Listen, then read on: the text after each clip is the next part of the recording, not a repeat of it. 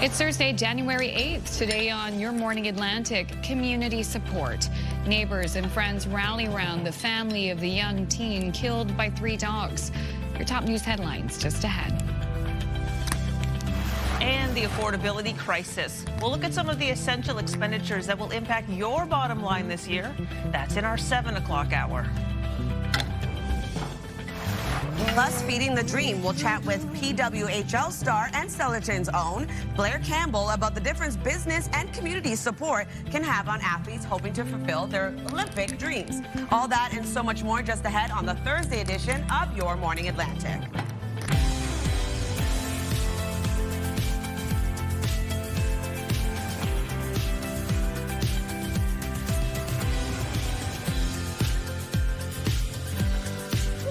Welcome to our show. It's just cresting up on 6:01 and it's Thursday, January 8th. So glad you can join us. And yeah, we got Latavia, Amanda, myself here today to welcome you into a brand new day. The week already flying by. Yes, it is. Thankfully. Now, over the holidays, I got a chance to have a conversation with Aunt Mary Lou, who's actually my husband's aunt. Okay. She lives 3 doors down from Blair Turnbull's childhood home. Oh, no way. Wow, that's really cool. And the community's so proud of her, but she also is just a fine person. And I'm excited to have a conversation with her today. Absolutely. Also, really looking forward to the PWHL. The Takeover Tour is going to be in Halifax this Sunday. Yes, Sunday it is. afternoon at the Scotiabank Centre. So that's also an exciting time. The game that was in December, I mean, that was sold out. Yeah. Packed crowds. Great super energy. excited, great energy. Expecting the same this weekend. And yeah, so that's that. Now, I was out last night. It was my son's birthday last night. Lovely. We decided to walk to the restaurant, and that was a mistake because it was pouring rain. Yeah, we definitely were dealing with the elements yesterday. Today, not so much. We are going to see a chance of flurries, chance of showers for parts of the region, but quite a low chance of it happening and will clear into the afternoon. Here's a live look at Moncton early this morning. It is a warmer start to the day. We are going to see temperatures on the mild side today yet again, starting off a bit cool when you factor in the wind chill. So as of right now, it is -1 in Moncton. And then over to the current temperatures, the rest of the region still feeling quite warm as well. So we're going to go over to the current temperatures. We're 0 in Fredericton, also into Charlottetown and Halifax, 1 degree in Sydney, -8 in Labrador City, and 3 degrees into St. John's, Newfoundland. Factor in that wind chill, much warmer today, though still going to feel a bit cooler early in the morning, but temperatures will rise into the afternoon. Same thing goes for Newfoundland and Labrador. A special weather statement remains in effect until tonight for parts of Newfoundland. Still seeing a wintry mix headed your way and also dealing with some freezing rain until later this morning, and a rainfall warning remains as well. So here's a look at satellite and radar. A chance of showers and/or flurries early this morning for parts of all 3 maritime provinces, clearing into the afternoon, leaving a bit of sunshine. For Newfoundland and Labrador, also going to be dealing with some light snowfall, and then for Newfoundland, looking at snow and/or rain for much of the province today. In terms of the wind, going to be quite light into the afternoon. As of right now, 41 kilometers per hour in Sydney, 26 into North Cape and Grand Manan. We're looking at 22 in Halifax. Wind gusts of up to 57 kilometers per hour right now in Sydney, 35 in Grand Etang, 33 in Charlottetown. We'll take a look at your long-range forecast just ahead, but first a look at your local news with Amanda.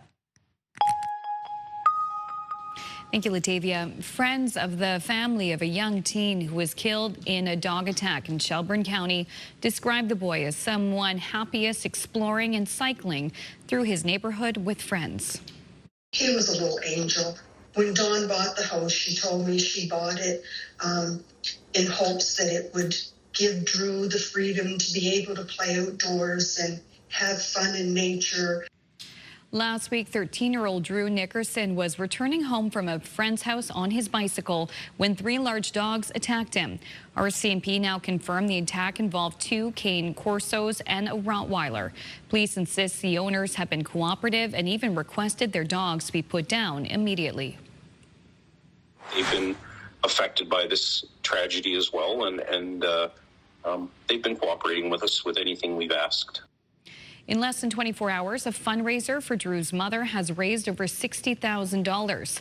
And a separate community raffle organized by nearby Fisher is also bringing in tens of thousands of dollars.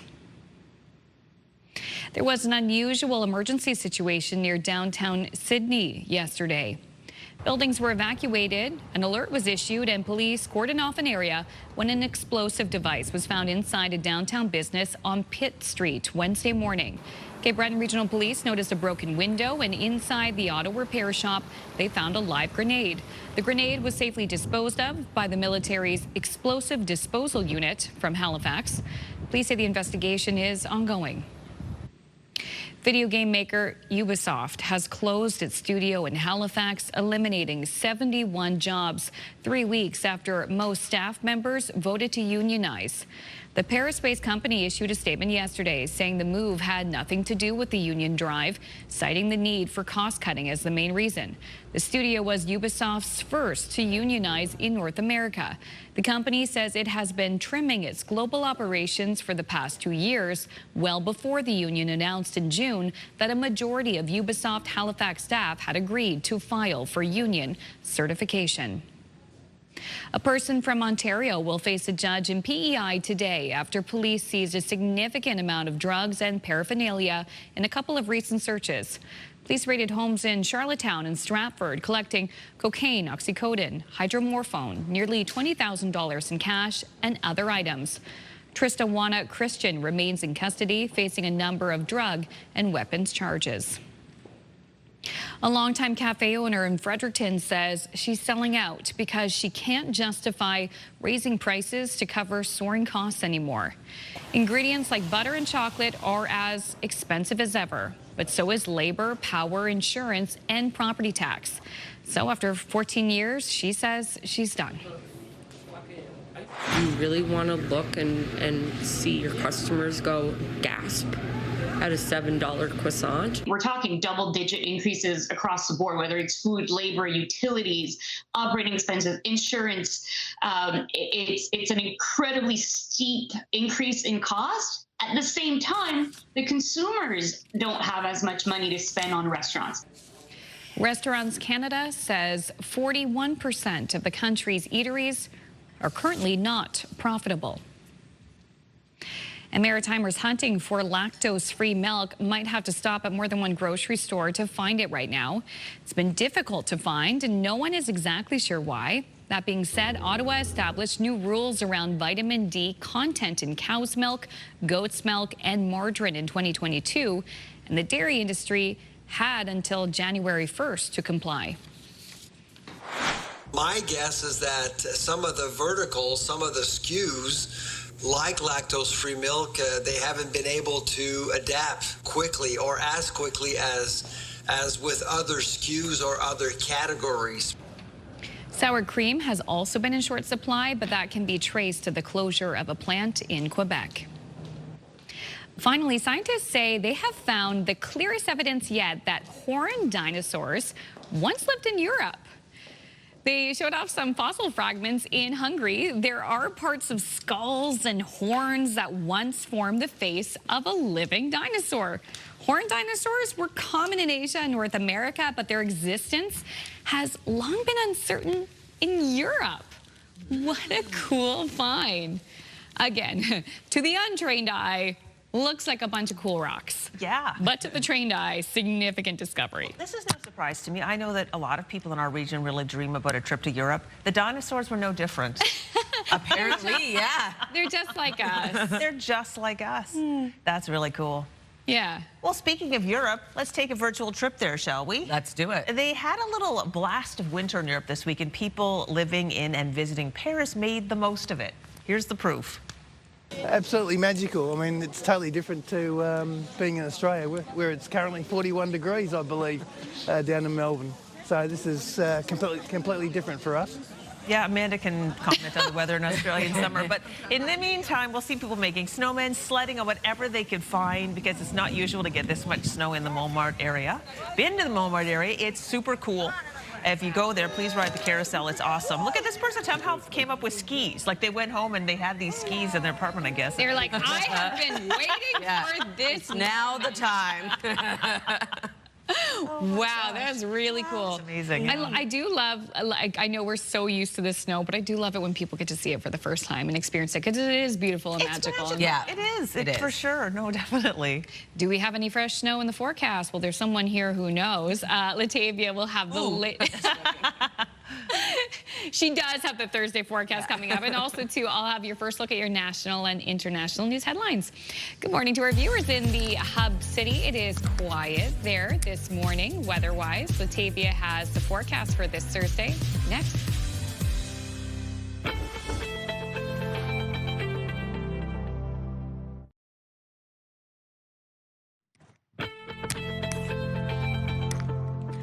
Welcome back. The time now is 6:12. We're taking a live look at Port de Grave, starting off at 2 degrees, and we'll be seeing periods of drizzle and or rain on and off throughout your day today. It is a bit of a wet day for parts of the region. Other than that, we will be seeing a lot of that precipitation clear out. With weather brought to you by ALC.ca, you can see here a much warmer start to the day. 0 right now in Fredericton, as well as into Charlottetown and Halifax. 2 degrees in Yarmouth, 1 into Sydney, and 2 degrees also starting off your day in St. John's, Newfoundland. Special weather statement remains in effect for parts of Newfoundland until later tonight. Could see snowfall at around 5 to 15 centimeters, rainfall between 5 to 10 millimeters, and wind gusts ranging from 60 to 80 kilometers per hour. A freezing rain warning also in effect until later this morning. Could see around 4 to 6 hours of that. And a rainfall warning also in effect, looking at 15 to 30 millimeters of precipitation. So here's a look at our forecast timeline. A cloudy start to the day for much of Atlantic Canada. Also going to see a chance of showers and or flurries for parts of all 3 maritime provinces.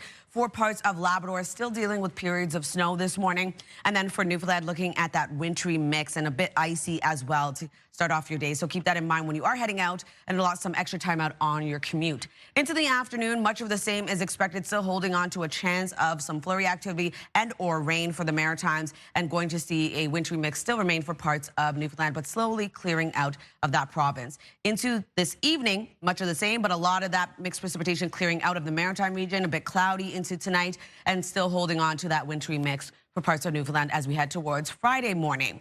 So if you're wondering about accumulation, not really seeing much for the Maritime region. And then for Newfoundland, looking at around 2 to 5 millimeters of additional precipitation. And then for our snowfall outlook, pretty trace amounts indicated for parts of all 3 maritime provinces, only seeing around 1 to 5 centimeters of additional snowfall for North Mountain. And then for Newfoundland and Labrador, only seeing around 1 to 5 centimeters for parts of Newfoundland. A look at our forecast today for New Brunswick. Looking at a chance of flurries starting off your day, clearing, leaving a mix of sun and cloud into the afternoon. Daytime highs between 1 to 3 degrees and wind out of the northwest, 20 gusts into 40, becoming light into the afternoon. Prince Edward Island looking at highs between -1 to 0. Periods of snow will transition over to a chance of flurries before clearing out, leaving mainly cloudy skies. Wind gusts of 50 kilometers per hour expected. And then for Cape Breton, eastern Nova Scotia, highs between 1 to 2 degrees. Looking at periods of rain, transitioning over to periods of snow into the afternoon, wind gusts of 60. For the rest of Nova Scotia, looking at a chance of showers and or flurries starting off the day, clearing into the afternoon, leaving a mix of sun and cloud with daytime highs between 1 to 3 degrees. For Labrador City today, -6 degrees today for your daytime high. Periods of snow will clear into the afternoon, leaving cloudy skies, and a high of 5 degrees into St. John's, Newfoundland. Mainly cloudy skies, rain into the evening. So for Friday's forecast, another warm day ahead, probably the warmest day we'll see of this week. And we are going to see a bit of sunshine before another low makes its way over Friday night, bringing a wintry mix back around. That's a look at your weather. We'll throw things over to Amanda. Thank you, Latavia. The city of Minneapolis is on edge this morning after an immigration and customs enforcement officer shot and killed a woman during the Trump administration's latest immigration crackdown on a major American city. ABC's Christiane Cordero has the details from Washington, and a warning: some of the content in this story may be disturbing to some viewers. This morning, outrage in Minneapolis and beyond after a federal immigration agent shot and killed 37-year-old Renee Nicole Good in front of a group of protesters. Videos taken by witnesses now causing competing narratives about what led to Good's death. In the disturbing video, you can see her Honda SUV in the street as federal agents demand she get out of the vehicle. She reverses, puts the SUV in drive, Then an agent standing in front of her fires one shot through the front windshield, then two on the side. Another video shows a different angle. President Trump shared it, claiming her SUV hits the agent. Trump and Homeland Security Secretary Kristi Noem were quick to defend the agent's actions. This appears as an attempt to kill or to cause bodily harm to agents, an act of domestic terrorism. The ICE officer, fearing for his life and the other officers around him and the safety of the public, fired defensive shots. Immediately after the shots are fired, the SUV travels down the street and hits a parked car. The agent who fired the shots is seen walking towards the wreckage. As the shock and anger begins to take over, local and state leaders share a defiant message for federal officials, telling them to get out. They are already trying to spin this as an action of self-defense. Having seen the video of myself, I want to tell everybody directly, that is bull. Protesters seen throwing snowballs at ICE agents throughout the day. At night, a vigil attended by thousands and a vow to keep protesting until ICE leaves. According to the Minneapolis Star-Tribune, Good lived in Minneapolis, and she was a wife and mother to a 6-year-old child. Christiane Cordero, ABC News, Washington. The U.S. has seized 2 oil tankers linked to Venezuela just days after seizing its president. One was a Russian-flagged vessel that could further inflame tensions with Moscow. CTV's Joy Malbin has more. Dramatic pictures posted by the Trump administration show the U.S. Coast Guard boarding a Russian-flagged oil tanker after chasing it in the North Atlantic for 2 weeks. Risking a conflict with the Kremlin, Moscow officials angrily called the U.S. seizure outright piracy. Another vessel captured in the Caribbean, U.S. forces seen rappelling onto the deck of an empty vessel called the Sophia. Both ships described by the White House as dark fleet tankers illegally transporting sanctioned oil. So our military is prepared to continue this. As he said, the president, when he speaks, he means it. He's not messing around. It comes as President Donald Trump says he's in charge of Venezuela and will control its oil after America's high-risk military mission to arrest Venezuela's dictator, Nicolas Maduro, to stand trial in the U.S. for narco-terrorism. Trump says Caracas will turn over 30 to 50 million barrels of oil to the U.S., giving the administration tremendous leverage to force the socialist government there to become an ally. We're going to sell it in the marketplace at market rates, not at the discounts Venezuela was getting. That money will then be handled in such a way that we will control how it is dispersed in a way that benefits the Venezuelan people, not corruption, not the regime. After a classified briefing, several lawmakers are critical of Trump's attempt to reshape the world order. This is an insane plan. They are talking about stealing the Venezuelan oil at gunpoint for a period of time undefined as leverage to micromanage the country. The president says he intends to maintain significant control over Venezuela's oil industry, meeting with top U.S. oil executives Friday to restart U.S. drilling there. CTV's Joy Malbin reporting in Washington. And tensions are also escalating over threats from the Trump administration to take over Greenland. U.S. Secretary of State Marco Rubio is planning to meet Danish officials next week, with the Trump administration now discussing purchasing Greenland. White House officials say the potential purchase of Greenland is being actively discussed by President Trump and his national security team. Tensions over the plan for the U.S. to take control of Greenland were ratcheted up earlier this week when the White House said the use of military force is always an option. That comment has triggered anger in Europe and fears that Greenland could soon be targeted. A quick break here. When we return, we will have your business headlines and your must-see moment from TSN. That's coming up. Please stay with us.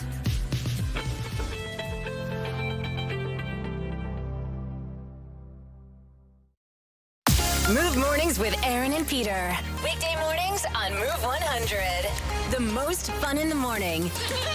And home of the $1,000 minute. Only on Move 100 Halifax.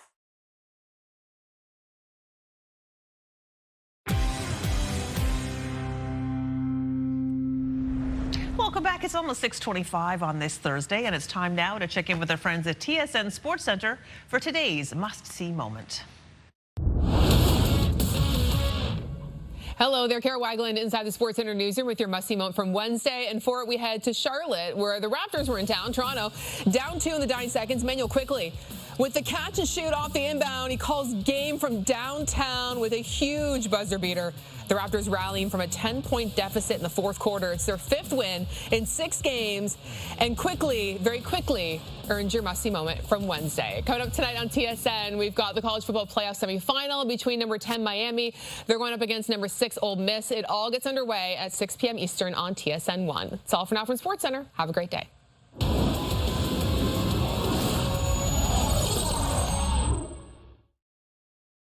This TSN must-see moment brought to you by J.R. Rahe's Furniture and Appliances. And now over to your business headlines from our colleagues at BNN.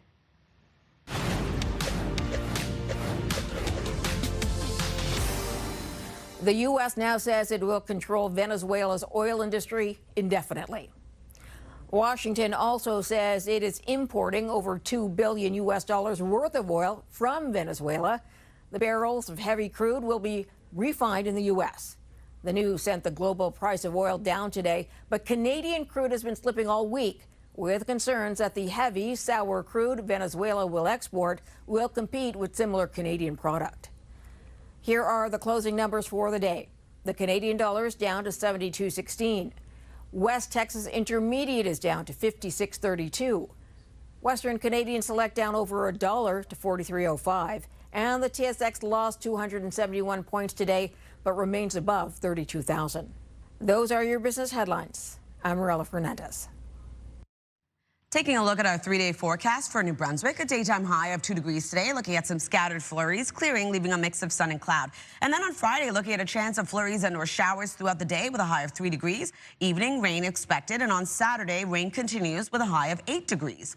For Nova Scotia today, looking at a high of 2 degrees. We do have periods of snow and or rain, clearing, leaving a mix of sun and cloud. On Friday, a high of 3 degrees, looking at a mix of sun and cloud. Evening, rain and or snow. And then on Saturday, really warming up to a high of 9. We're looking at showers expected throughout your day. Prince Edward Island, a high of 1 degree, looking at snow, transitioning over to a chance of flurries into the afternoon. 0 on Friday with a mix of sun and cloud, a wintry mix into the evening. Rain on Saturday with a high of 7.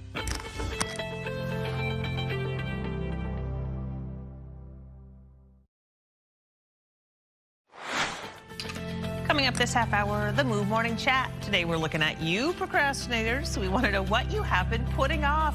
We're going to fess up in about 15 minutes on Your Morning Atlantic.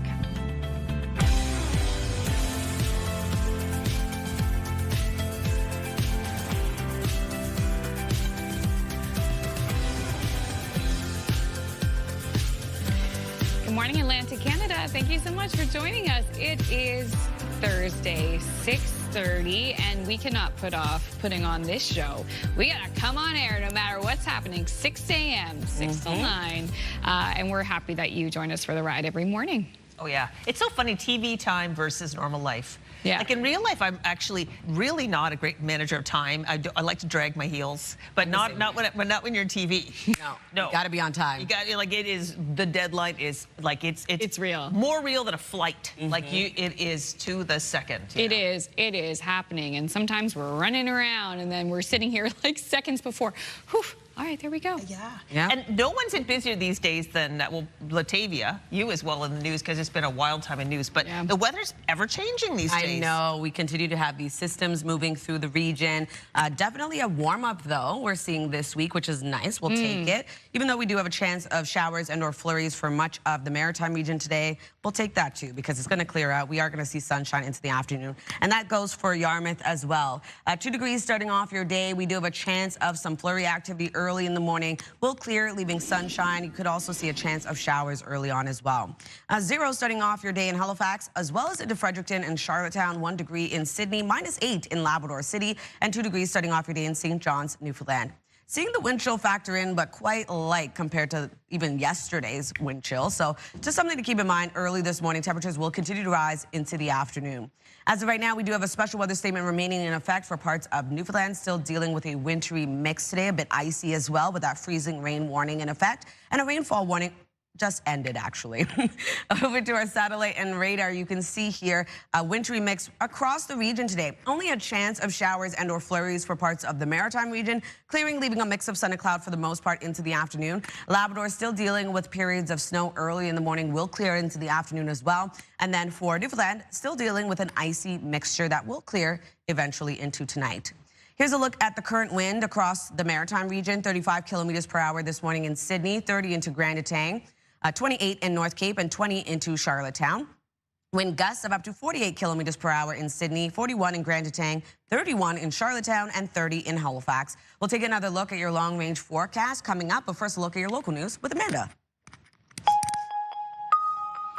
Thank you, Latavia. Friends of the family of a young teen who was killed in a dog attack in Shelburne County described the boy as someone happiest exploring and cycling through his neighborhood with friends.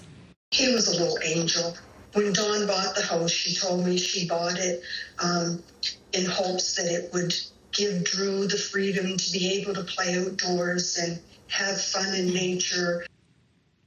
Last week, 13-year-old Drew Nickerson was returning home from a friend's house on his bicycle when 3 large dogs attacked him. RCMP now confirmed the attack involved 2 cane corsos and a Rottweiler. Police insist the owners have been cooperative and even requested their dogs be put down immediately. They've been affected by this tragedy as well, and they've been cooperating with us with anything we've asked. In less than 24 hours, a fundraiser for Drew's mother has raised over $60,000. A separate community raffle organized by Fisher is also bringing in tens of thousands of dollars. There was an unusual emergency situation near downtown Sydney yesterday. Buildings were evacuated, an alert was issued, and police cordoned off an area when an explosive device was found inside a downtown business on Pitt Street Wednesday morning. Cape Breton Regional Police noticed a broken window, and inside the auto repair shop, they found a live grenade. The grenade was safely disposed of by the military's explosive disposal unit from Halifax. Police say the investigation is ongoing. A Nova Scotia man has admitted to a fatal stabbing in Dartmouth more than 2 years ago. Wednesday was supposed to be the start of Jamie Duckenfield's second-degree murder trial, but instead, the 35-year-old admitted to killing Benjamin Clattenburg in October of 2023. They were together in a car. A verbal dispute happened in the car. The victim, Mr. Clattenburg, pulled over the vehicle. At that time, Mr. Duckenfield exited the vehicle, threw a food container, as well as started kicking the vehicle of Mr. Clattenburg. At that point, Mr. Clattenburg exited the driver's side of his vehicle, and a fight ensued at that time, a physical altercation. Duckenfield then pulled a knife and stabbed Clattenburg in the chest. Sentencing is set for late March. Video game maker Ubisoft has closed its studio in Halifax, eliminating 71 jobs 3 weeks after most staff members voted to unionize. The Paris-based company issued a statement yesterday saying the move had nothing to do with the union drive, citing the need for cost cutting as the main reason. The studio was Ubisoft's first to unionize in North America. The company says it has been trimming its global operations for the past 2 years, well before the union announced in June that a majority of Ubisoft Halifax staff had agreed to file for union certification. A new study shows New Brunswick shoppers are facing the worst food inflation in the country. Whatever the best price is, that's where we're going. Go through the flyers, and that's how we make our budget. Most food that is actually consumed in New Brunswick is not made in New Brunswick, and that's the reality of the Atlantic overall. At 3.7%, New Brunswick has had the greatest increase in food prices from May 2024 to May 2025, followed by Newfoundland and Labrador, Ontario, Saskatchewan, and Prince Edward Island. Nova Scotia had the lowest increase in food prices over the same period of time at 2.7%. One of the most expensive food items right now, beef, has jumped dramatically That's by 12.7%. Finally, a different study. A new study is suggesting humans used poisoned arrows thousands of years earlier than previously thought. I'm not sure if you knew how long we've known humans to use poison arrows for, but here's the latest research. A total of 10 arrowheads were unearthed in South Africa in 1995. So they're believed to be about 60,000 years old. Traces of 2 different plant toxins were detected on 5 of them, making them the oldest known poison arrows. So previously, the earliest direct evidence of poison weapon use came from hunting tools that were roughly 7,000 years old. So quite a big difference. The study suggests hunter-gatherers likely dip the arrowheads in poison before using them to kill animals for food. The study authors say this shows hunter-gatherers had advanced cognitive abilities since it requires cause and effect thinking. Oh yeah, no, this is an advanced move. Now, my use of poison arrows in everyday life is so limited. Oh, Me too. rarely get to use one. Very rare. It's getting a little rusty. Yeah, indeed. Thank you for that. That was actually really cool. Yeah, that's It's really, really neat. I wonder what they did with the animal. Like, I guess obviously the poison didn't impact the human. The poison. So many questions. Right? The research continues. Exactly. Okay, this is news you can use if you want to get in shape and make a difference at the same time. This Saturday, there's a special spin class happening in Halifax. I think it's really nice when people can support an organization that speaks true to them while also getting an activity in for themselves. Especially because we're in a society that always tells us to put ourselves last, but it's a nice combination of being able to support for people within our community, but also look after our own mental health and well-being at the same time. Yeah, so the aim is to pack this room with spinners at Just Cycle in Halifax Saturday. Proceeds from the class will benefit the Elizabeth Fry Society, a nonprofit that helps women and girls affected by the justice system. Now, right now, the class is more than 50% full, but they hope for a complete sellout come Saturday. And if you're new to spin, that's totally fine. The spin class is designed to be beginner friendly. Oh man, if there's a DJ, Crystal's there. Exactly. Oh my goodness, this is my favorite form Have you of done? exercise. Yeah. I spent like a year and a half doing spin when I was in Saskatchewan.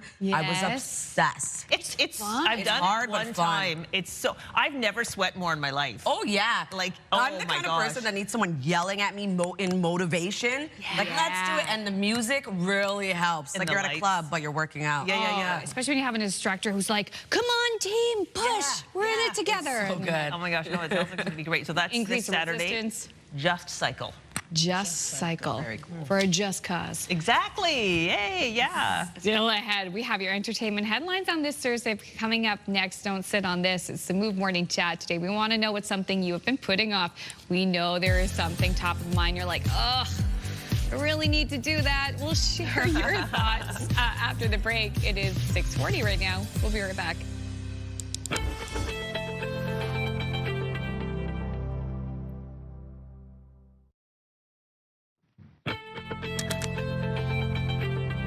Good morning, Atlantic Canada. The time now is 6:43. It's currently 0 in your area. We are expecting a chance of some isolated flurries early this morning before clearing, leaving a mix of sun and clouds. So going to see sunshine a little bit later on. As of right now, as I mentioned, it is 6:43. We are seeing much warmer temperatures across the region. As of right now, it is 0 heading outdoors in Fredericton as well as into Charlottetown and Halifax. 1 degree in Sydney, 2 into St. John's, Newfoundland.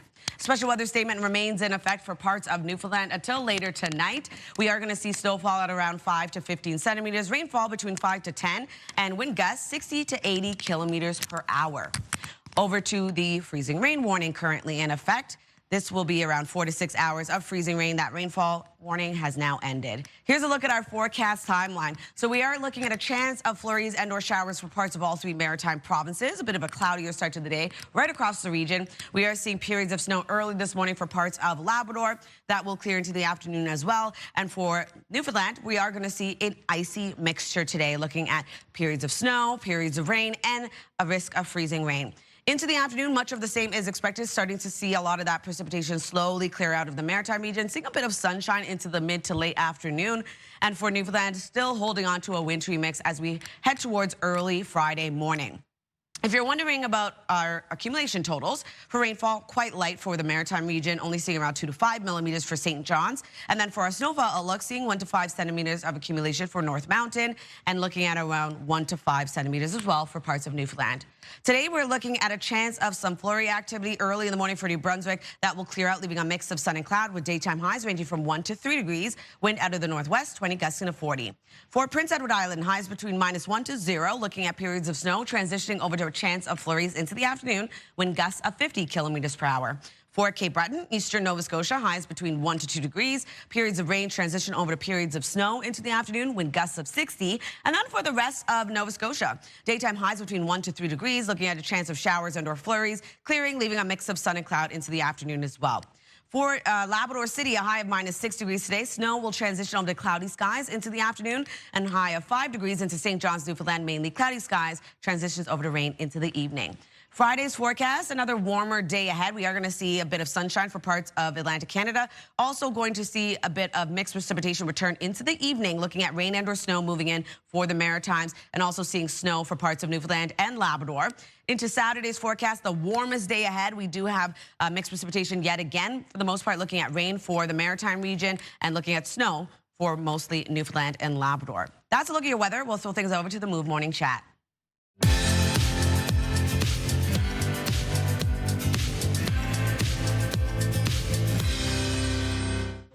It's the Thursday edition of the Move Morning Chat with our friends Aaron and Peter in radio. Oh, we're going to call some stuff out this morning. We're saying, what have you been putting off for way too long? We know that there is something. And Peter, why are we talking about this today? What needs to get done? It's done now, but it took way too long.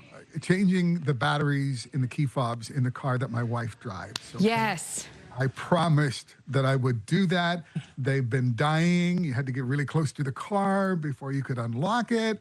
And then we went away for Christmas, and that car kind of just sat in the driveway for another 2 weeks. Finally, on the first day that she had to go back to work, I get a text from my wife. I can't open the car. And it had also been very cold and kind of wet over the holidays, and so the locks were frozen. So you couldn't even put the key in the car, in the door, in the lock to open it up. So he eventually did get in. She eventually did get into the car and got to work, and then later that day, I finally bought the batteries, changed the key fob batteries. But let me just say, I was at least 2 weeks too late with that. I just put it off and put it off. Yeah, it's one of those things that takes 2 seconds to do, and then you leave it on. You leave it for too long, and you're just like, why didn't I do that? I don't know about you guys, but I'm the kind of person that if I have to make a call to do something, I'm going to put it off forever. I've been needing some work done on my vehicle for months, and it's a simple fix. I put it off because I have to call to make an appointment. I just want to go online. So I don't know if you're like me, but if it has to do with a phone call, I will put it off forever. I feel like Gen Z is identifying with you right now, Aaron. Peter, I have a very quick story. I had a key fob that was dying. And then one day I went to a party with some friends, some coworkers here, and I couldn't unlock my car and I didn't know what to do. I walked back to the party. Katie Kelly blew my mind because I didn't realize there was a hidden key inside her fob. This is like a Mazda fob. And I was like, there's been a key in here the whole time. I never knew. Katie showed me that, got into my car, then we got the battery. But Aaron, to your tune, I am also procrastinating. I procrastinate on messages. I'll see private messages on social media, especially Facebook, and I see it pop up and I'm busy and I'm thinking, I'm gonna get to it. And then you know what happens? It's a few hours later, then it's awkward, then it's a few days, then it's a few weeks, and then maybe it's longer than a month, and I just still don't know what to do. I need to go check my direct messages and respond to some stuff. I'm so sorry. Yeah, she does it to me too, but I just wait. I know she'll see it eventually. I'm with all of you guys. The key fob, I have 2 keys for my car. One, the key is like twisted, it doesn't work, so I couldn't get into my car. And then I have the second one that I use now, it's falling apart. So oh my gosh. There's that, but for me, I think it's definitely just making sure to get things done. I think I'll wait for the last minute. My car engine light will be on until the very last day where it's gonna fall apart. I'm just a procrastinator at heart, I guess. decoration for you. Yep. Okay, so we're putting that question to our viewers. Please let us know, what have you been putting off for way too long? And do you now have a commitment to take care of that task? Send us a text at 10400. That's the number, and we will share your answers later in the show.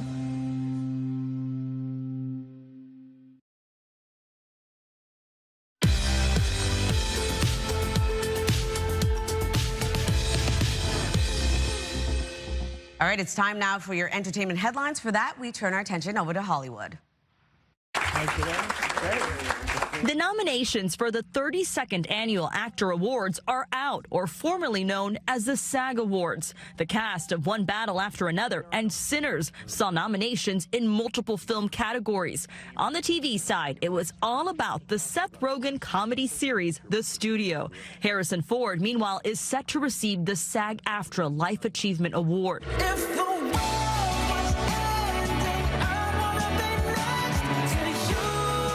Mars is back with his first solo studio album in 10 years. The Romantic arrives February 27th with a new single dropping this Friday. His last solo album was 2016's 24 Karat Magic. What I've uncovered is insane. The Lowdown has been renewed for season 2 on FX. Production on the Ethan Hawke series starts up again this spring. FX is owned by Disney, the parent company of ABC News. I'm off to see the wizard. And happy birthday to Wicked star Cynthia Erivo. She's 39 today. And that's what's happening in Hollywood. Melissa Adon, ABC News.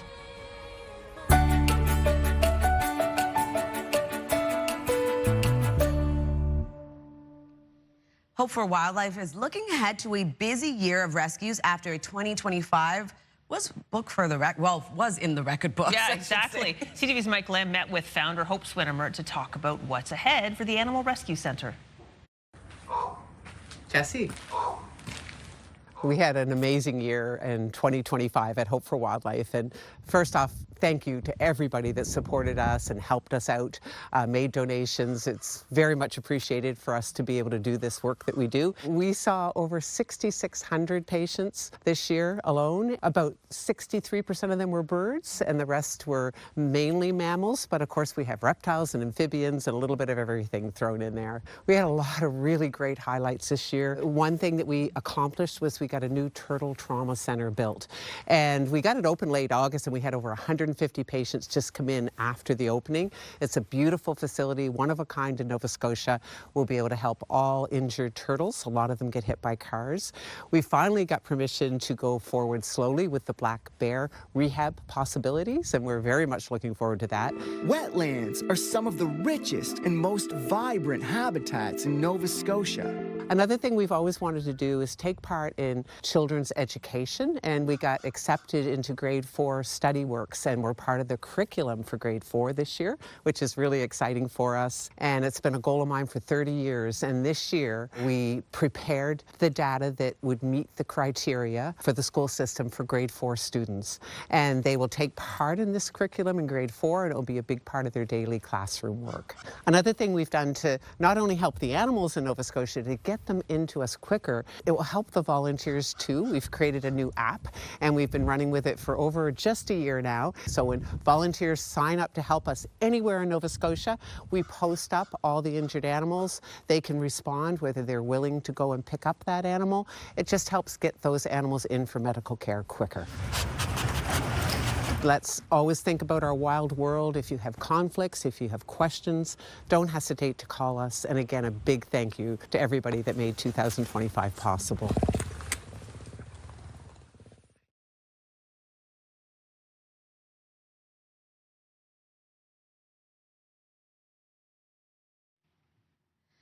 Well, make sure to stick with us. Time now is 6:56. We're taking a live look at Brookvale. Currently -1, seeing periods of snow that will clear out into the late afternoon. We'll be right back after this.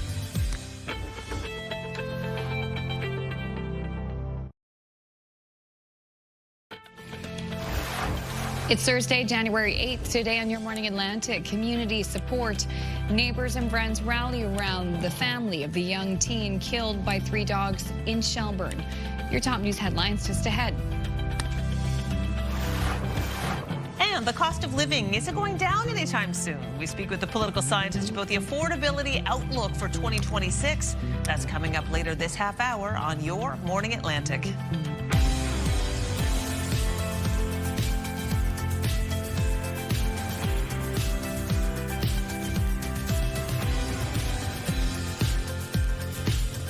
Good morning, Atlantic Canada. Thank you so much for joining us. This Thursday, January 8th already.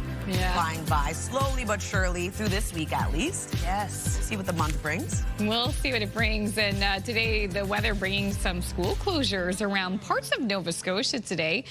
Very, very scattered. We know some schools in Lunenburg County, Pictou County, Cumberland County, and Tanamagush, and some classes north of Sydney as well, canceled for today due to weather, and some also being impacted by road conditions as well. So, of course, thank goodness for modern technology, because you get a text message as soon as you realize like your school is closed for the day. Remember the old days you used to like listen to the radio or the TV just to find out if your school was canceled? Oh my gosh, it's just so excited. Oh, not our school. And not our school. Sometimes I just get to the door and you realize no school, and you're like, You've done that? Oh, you mean, if you the miss front, it- your front. No, I just mean no at school, because if you miss it on the radio, right? Oh yeah. Oh no. What do? You still where to go? I know what you do. You go get your toys out, and then you watch Price is Right a little bit later in the morning. That's what you do. When your parents at work, they're like, nah, you gotta go. Then they figure out what to do with you after. Yeah, that's true. All right, well, the weather is having an impact on schools, obviously. And really, how would you dress if you're leaving the house today in most of the region? Well, just still be prepared for a bit of wet weather starting off your day. Like Amanda mentioned, the heaviest of this system still situated into parts of Cape Breton Island as well as into Newfoundland. But for the most part, for the Maritime region, just seeing a chance of showers and or flurries starting off your day. Here's a live look at Lunenburg. Not a bad start to your day. Currently 2 degrees in your area, and we are going to see sunshine into the afternoon for a lot of the Maritime region. As of right now, it is 0 heading outdoors in Fredericton, 1 degree in Sydney, 0 in Halifax and Charlottetown, -8 in Labrador City, 2 degrees into St. John's, Newfoundland. Still seeing the wind chill factor in early this morning, but not a bad start to the day. We've seen it much colder, and temperatures will rise as we head towards this afternoon. A special weather statement remains in effect for parts of Newfoundland until tonight. We do still have that freezing rain warning for this morning as well. Here's a look at the current system we're dealing with. As I had mentioned, a chance of showers and or flurries for the Maritimes for the most part, clearing out into the afternoon, leaving sunshine. For Labrador, we will be seeing periods of snow clear out, leaving cloudy skies. And then for Newfoundland, still going to deal with that icy mixture today. In terms of the wind, it's going to remain quite light for the most part. As of right now, picking up a bit for Sydney, 35 kilometers per hour right now. 30 into Grand Detang, 28 in North Cape, 26 in Halifax. Wind gusts of up to 48 kilometers per hour in Sydney, 41 in Grand Detang, 31 in Charlottetown. We'll take another look at your forecast coming up, but first a look at your local news with Amanda. Thank you, Latavia. Friends of the family of a young teen who was killed in a dog attack in Shelburne County described the boy as someone happiest exploring and cycling through his neighborhood with friends. He was a little angel. When Dawn bought the house, she told me she bought it in hopes that it would give Drew the freedom to be able to play outdoors and have fun in nature. Last week, 13-year-old Drew Nickerson was returning home from a friend's house on his bicycle when 3 large dogs attacked him. Our CMP now confirmed the attack involved 2 cane corsos and a Rottweiler. Police insist the owners have been cooperative and even requested their dogs be put down immediately. They've been affected by this tragedy as well, and they've been cooperating with us with anything we've asked. In less than 24 hours, a fundraiser for Drew's mother has raised over $60,000. A separate community raffle organized by nearby Fisher is also bringing in tens of thousands of dollars. There was an unusual emergency situation near downtown Sydney yesterday. Buildings were evacuated, an alert was issued, and police cordoned off an area when an explosive device was found inside a downtown business on Pitt Street Wednesday morning. Cape Breton Regional Police noticed a broken window, and inside the auto repair shop, they found a live grenade. The grenade was safely disposed of by the military's explosive disposal unit from Halifax. Police say the investigation is ongoing. Video game maker Ubisoft has closed its studio in Halifax, eliminating 71 jobs 3 weeks after most staff members voted to unionize. The Paris-based company issued a statement yesterday saying the move had nothing to do with the union drive, citing the need for cost-cutting as the main reason. The studio was Ubisoft's first to unionize in North America. The company says it's been trimming its global operations for the past 2 years, well before the union announced in June that a majority of Ubisoft Halifax staff had agreed to file for union certification. A longtime cafe owner in Fredericton says she's selling out because she can't justify raising prices to cover soaring costs anymore. Ingredients like butter and chocolate are as expensive as ever, but so too is labor, power, insurance, and property tax. So after 14 years, she says she's done.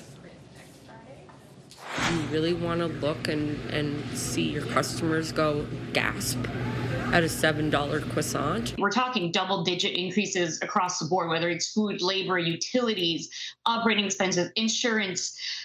It's an incredibly steep increase in cost. At the same time, the consumers don't have as much money to spend on restaurants. Restaurants Canada says 41% of the country's eateries are currently not profitable. Even as it continues to deal with the fallout from a massive cyber breach, Nova Scotia Power is asking the Energy Board to approve an 8% rate hike. It's never a good time for our customers to see a request for a rate increase. We understand that, but we also hear from our customers that we need to continue to invest in reliability to make sure that Nova Scotians have access to a reliable electricity system. Nova Scotia Power says it needs to increase power rates by 8% over the next 2 years to improve system reliability and help pay for the $1.3 billion in major projects necessary to transition away from coal-fired power and adding new renewable energy sources to the grid, all while keeping up with inflation. That was met with immediate pushback from opponents who argue customers already pay too much for too little. Rates have gone up $400 since 2021. With this application, they would go up $600 by 2027, and Nova Scotians can't bear that cost. So we're against asking for more, and we're against coming so often to ask for ratepayers to finance decisions that we don't believe are always prudent. And the public hearing continues today. Finally, as more Canadians return to in-office work, a new report suggests there were fewer vacant offices in Canada last year. Now, this is according to a global commercial real estate and investment firm, Coldwell banker Richard Ellis. The Canadian office vacancy rate dipped for the first time since the pandemic.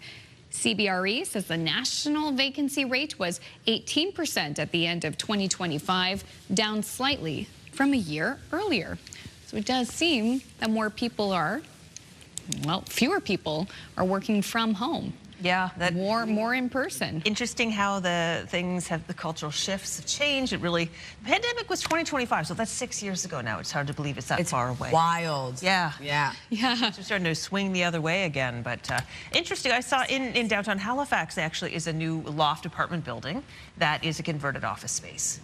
Oh, so right. that's one way that people are changing over that vacant space. So interesting stuff. Interesting. All right, this next story is about 3 people in Vancouver who give a hoot about wildlife conservation. You know where this is going. I hope. Mike Hay, along with his brother and nephew, were fishing in Nanaimo last week, and they found a barred owl in distress. It was perched on a down tree, but was trapped in fishing line. So they couldn't get a hold of conservation officers, so they freed the owl themselves. You can see it very calmly waited. And then eventually the owl was freed. He kind of sat there for a while, but then later he flew off and appeared to be fine. But there you go. I just thought these images caught on camera. Even just everything's caught on camera these days. Yeah. Also, let's note that he's in Nanaimo last week and he's in bare feet in the water. That is... right? Quite a difference there. Well, you know what? People were doing cold plunges, last week, right? That's true. That's true. But he looked very calm along with the owl. Yeah, very comfortable. And after also, to that segment for Hope for Wildlife, I'm like, let's call up Hope Swinnemer. They don't have, obviously they didn't have Hope. They don't have Hope for Wildlife in BC. So no. Wow. It's captured on camera, too. Still ahead this half hour, we're going to have another look at your national and international news headlines. And just after the break, Latavia has a look at the Thursday forecast. Good morning to our viewers in the capital of Prince Edward Island. Calm start to the day in Charlottetown. The holiday decorations still up. The forecast coming up next.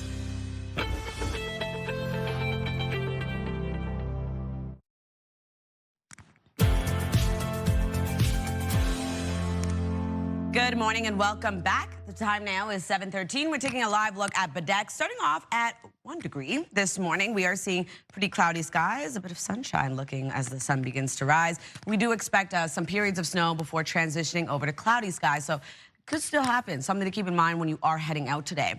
Weather brought to you by ALC.ca, and not a bad start to the day. Quite warm, as we saw even yesterday. This is warmer. 0 starting off your day in Fredericton, as well as into Charlottetown and Halifax. 1 into Sydney. 2 degrees into St. John's, Newfoundland. A special weather statement remains in effect for parts of Newfoundland today, looking at some snowfall, rainfall, and strong wind gusts ranging from 60 to 80 kilometers per hour. Freezing rain warning also remains in effect today. Here's a look at our forecast timeline. We are seeing a bit of active weather for parts of Atlantic Canada. For the Maritime region, a cloudy start to the day. And then we also have a chance of flurries and/or showers for parts of all 3 maritime provinces. Pretty much will clear for the most part, leaving a mix of sun and cloud into the afternoon. For Labrador today, we have periods of snow starting off the day will clear as well, leaving cloudy skies. And for Newfoundland, still dealing with a bit of an icy mix today, looking at potential of snow, a risk of freezing rain, and some rain as well. Into the afternoon, we'll start to see a bit of that clearing out. Taking us into the evening, the Maritimes really clearing out, still holding on to a bit of snowfall for parts of Cape Breton Island, still dealing with a wintry mix for parts of Newfoundland, and still some light snowfall for parts of Labrador. Into early Friday morning, we'll start to see this system really begin to clear out. If you're wondering about precipitation totals, remaining light for the Maritime region, only seeing around 2 to 5 millimeters of additional precipitation for St. John's. And then for our snowfall outlook, seeing around 1 to 5 centimeters for North Mountain, and looking at around 1 to 5 as well for parts of Newfoundland. New Brunswick will see a chance of flurries early in the morning, clearing, leaving a mix of sun and cloud into the afternoon.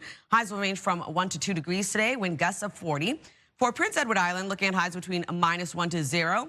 Periods of snow transitions over to a chance of flurries. That will clear into the late afternoon, leaving mainly cloudy skies. For Cape Breton, eastern Nova Scotia, highs between 1 to 2 degrees today. Rain will transition over to snow, and then we will see wind gusts of 60 kilometers per hour. And then for the rest of Nova Scotia, highs between 1 to 3 degrees. A chance of showers or flurries. That will clear as well, leaving sunshine into your afternoon. For Labrador City, a high of -6 degrees today. Periods of snow clearing out, leaving cloudy skies into the afternoon. 5 degrees for St. John's, Newfoundland, mainly cloudy skies, seeing rain into the evening. For Friday's forecast, another warmer day ahead. We do have a bit of sunshine across Atlantic Canada, but also going to see some active weather move into the evening, looking at snow and/or rain returning. That's a look at your weather forecast. We'll throw things over to Amanda. Thanks, Latavia. Time is 7:16. The city of Minneapolis is on edge this morning after an immigration and customs enforcement officer shot and killed a woman during the Trump administration's latest immigration crackdown on a major American city. ABC's Christian Cordero has the details from Washington and a warning some of the content in this report may be disturbing to some viewers. This morning, outrage in Minneapolis and beyond after a federal immigration agent shot and killed 37-year-old Renee Nicole Good in front of a group of protesters. Videos taken by witnesses now causing competing narratives about what led to Good's death. In the disturbing video, you can see her Honda SUV in the street as federal agents demand she get out of the vehicle. She reverses, puts the SUV in drive, then an agent standing in front of her fires 1 shot through the front windshield, then 2 on the side. Another video shows a different angle. President Trump shared it, claiming her SUV hits the agent. Trump and Homeland Security Secretary Kristi Noem were quick to defend the agent's actions. This appears as an attempt to kill or to cause bodily harm to agents, an act of domestic terrorism. The ICE officer, fearing for his life and the other officers around him and the safety of the public, fired defensive shots. Immediately after the shots are fired, the SUV travels down the street and hits a parked car. The agent who fired the shots is seen walking towards the wreckage. As the shock and anger begins to take over, local and state leaders share a defiant message for federal officials, telling them to get out. They are already trying to spin this as an action of self-defense. Having seen the video of myself, I want to tell everybody directly, that is bull.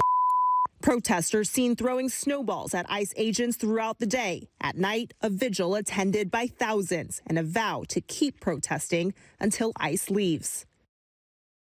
According to the Minneapolis Star-Tribune, Good lived in Minneapolis, and she was a wife and mother to a 6-year-old child. Christiane Cordero, ABC News, Washington. Back here in Canada, Chrystia Freeland has revealed she will resign her seat in the House of Commons tomorrow. In a social media post, Freeland says she's departing as an MP after accepting an unpaid economic advisor role to the Ukrainian president. The opposition previously accused her of being in a conflict by being a sitting MP and advising a foreign government. A quick break here on CTV's Your Morning Atlantic. Coming up next, Crystal will have a conversation with CBU political scientist Tom Urbaniak. That's coming up next.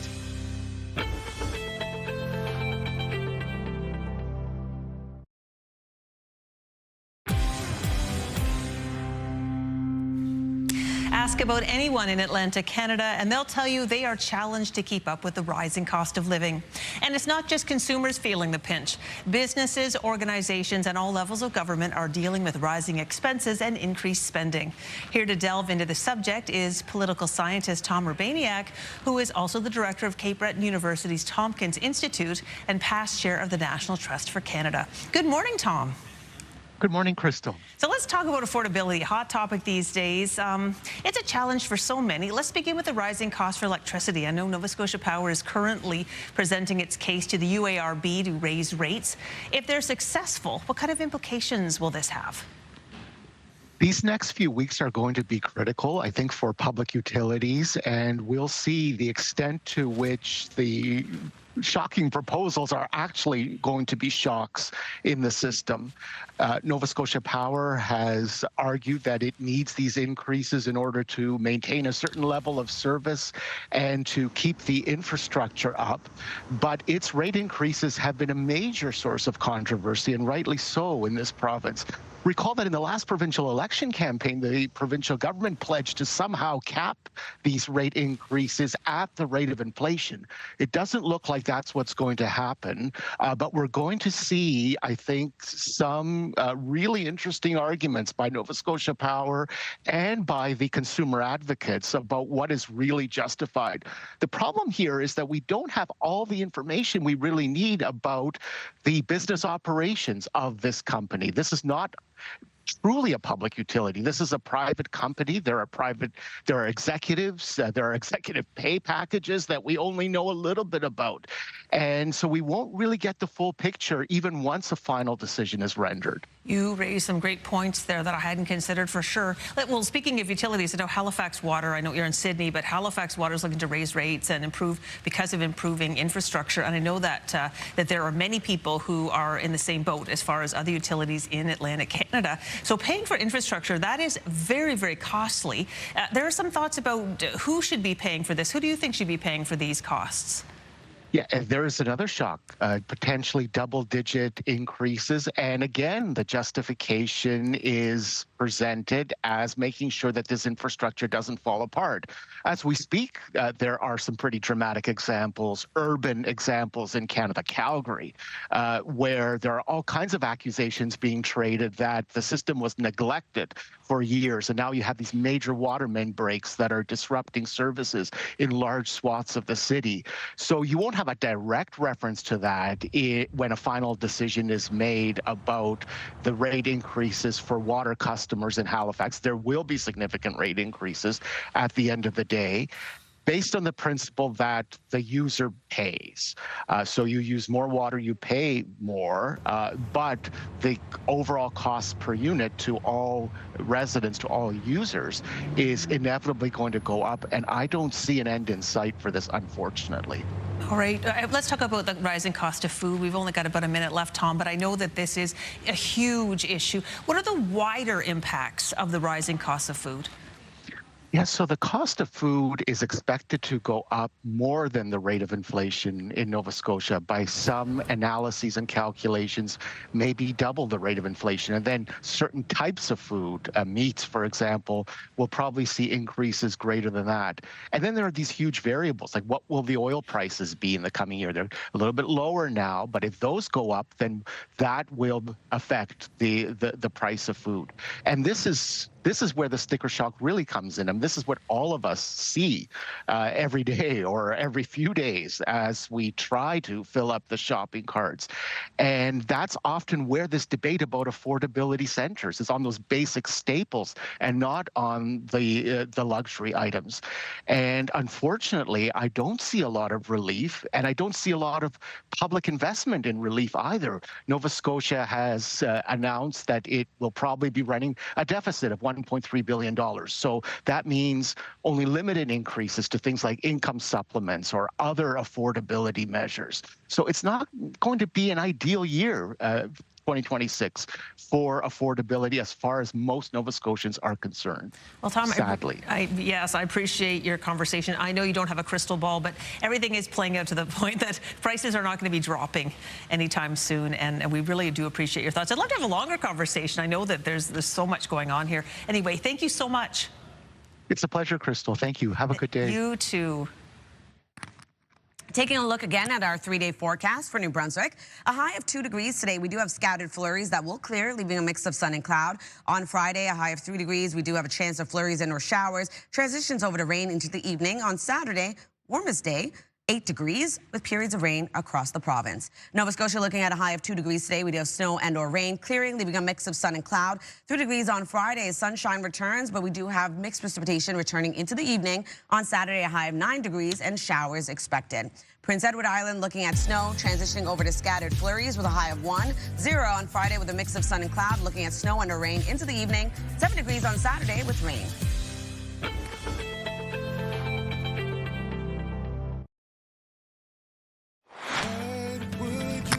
Just ahead in this half hour, Feeding the Dream. We'll catch up with PWHL star and Olympic hockey gold medalist Blair Turnbull about the Sobeys program that helps athletes pursue their dreams. That's coming up here on the Thursday edition of Your Morning Atlantic.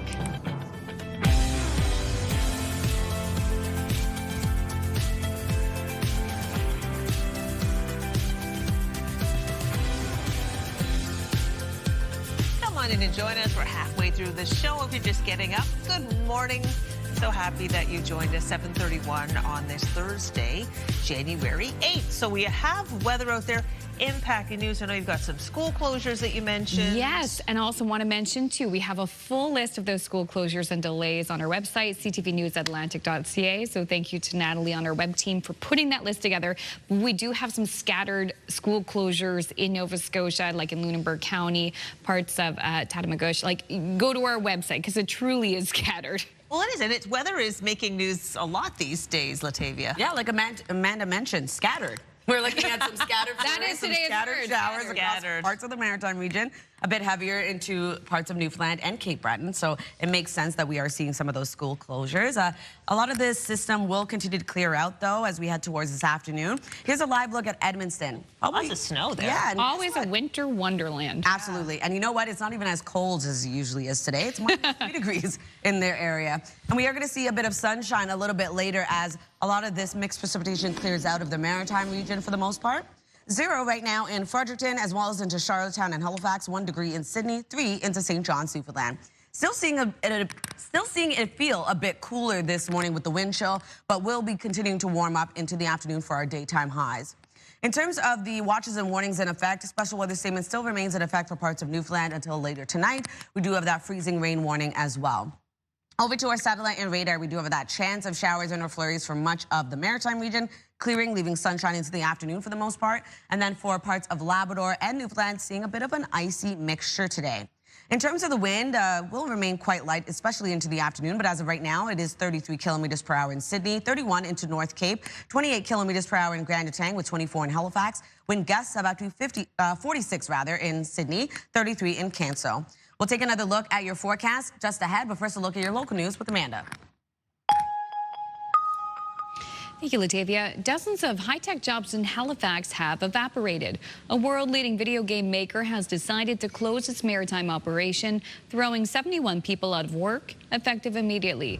Ubisoft is based in France, and the company acquired its Halifax operation back in 2015. It is worth noting many of the Halifax workers became the first in North America to join a union, the Game and Media Workers Guild of Canada. As of September, Ubisoft had 17,000 employees worldwide, but business clearly hasn't been that great. They've been slashing jobs and streamlining since 2023. The company insists the union decision out of Halifax had nothing to do with closing it down. A spokesperson told CTV News via email, quote, Ubisoft fully respects employees' right to unionize and has unionized teams globally. The union, though, isn't buying it, saying the timing, quote, raises many questions for which we do not yet have the answers. A spokesperson goes on to describe the decision as devastating and say they will be demanding answers from Ubisoft as they help members transition. The Halifax operation specializes in those free-to-play mobile titles that earn money from players buying optional in-game items. Friends of the family of a young teen who was killed in a dog attack in Shelburne County described the boy as someone happiest exploring and cycling through his neighborhood with friends. He was a little angel. When Dawn bought the house, she told me she bought it in hopes that it would give Drew the freedom to be able to play outdoors and have fun in nature. Last week, 13-year-old Drew Nickerson was returning home from a friend's house on his bicycle when 3 large dogs attacked him. RCMP now confirmed the attack involved 2 Cane Corsos and a Rottweiler. Police insist the owners have been cooperative and even requested their dogs be put down immediately. They've been affected by this tragedy as well, and they've been cooperating with us with anything we've asked. In less than 24 hours, a fundraiser for Drew's mother has raised over $60,000. A separate community raffle organized by nearby Fisher is also bringing in tens of thousands of dollars. There was an unusual emergency situation near downtown Sydney yesterday. Buildings were evacuated, an alert was issued, and police cordoned off an area when an explosive device was found inside a downtown business on Pitt Street Wednesday morning. Cape Breton Regional Police noticed a broken window, and inside the auto repair shop, they found a live grenade. The grenade was safely disposed of by the military's explosive disposal unit from Halifax. Police say the investigation is ongoing. A person from Ontario will face a judge in PEI today after police seized a significant amount of drugs and paraphernalia in a couple of recent searches. Police raided homes in Charlottetown and Stratford, collecting cocaine, oxycodone, hydromorphone, nearly $20,000 in cash and other items. Trist Anna Christian remains in custody, facing a number of drug and weapons charges. A new study shows New Brunswick shoppers are facing the worst food inflation in the country. Whatever the best price is, that's where we're going. Go through the flyers, and that's how we make our budget. Most food that is actually consumed in New Brunswick is not made in New Brunswick, and that's the reality of the Atlantic overall. At 3.7%, New Brunswick has had the greatest increase in food prices from May 2024 to May 2025, followed by Newfoundland and Labrador, Ontario, Saskatchewan, and Prince Edward Island. Nova Scotia had the lowest increase in food prices over the same period of time at 2.7%. And one of the most expensive food items right now is beef, which jumped dramatically by 12.7%. Now to a different kind of jump. You could call it even a fall. Sometimes when the elevator isn't working, you got to get creative and do this safely. Leave it to the experts. Set, go. Maybe not look if you're afraid of heights. So this guy skipped the stairs and instead he found his own way safely to the ground. Base jumper Danny Roman cleared 139 floors at the world's tallest building in Dubai. And he didn't pull his chute until he dropped about 100 floors. He did land safely on the ground. And I don't think any of us are shocked right now this was posted by Red Bull. I don't see the wings, but... There's the wings. There we go. Oh, wow. Wow. Not for me. But cool to watch. It's very cool to see the watch. video, but yowza. Oh my gosh. Okay, this is, speaking of heights, this is not as high as that, but kind of cool. Hopefully the couple in this next story lives happily ever after because their proposal got off to a rocky start. So take a look. Here's the big moment on the Skybridge, Michigan, when the diamond ring, when he pulls it out, he drops it more than 35 meters or 120 feet below into deep snow. So luckily, the proposal took place at a ski resort where maintenance workers used a metal detector to comb through the snow. Miraculously, the worker detected a faint signal. He dug down and found the ring. The one ring. So the bride, the bride says the wild story did not ruin her proposal. In fact, she said it made it more special. That's a nice ring. It is a really nice ring. I think she's saying that because they found the ring. Just kidding. Oh my gosh. Ooh, I loved his reaction. Like, oh, I can't believe it.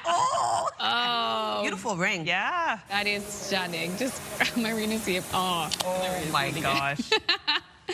Okay, all right. And you know what? Maybe you've got a ring burning in your pocket because you want to propose to someone special.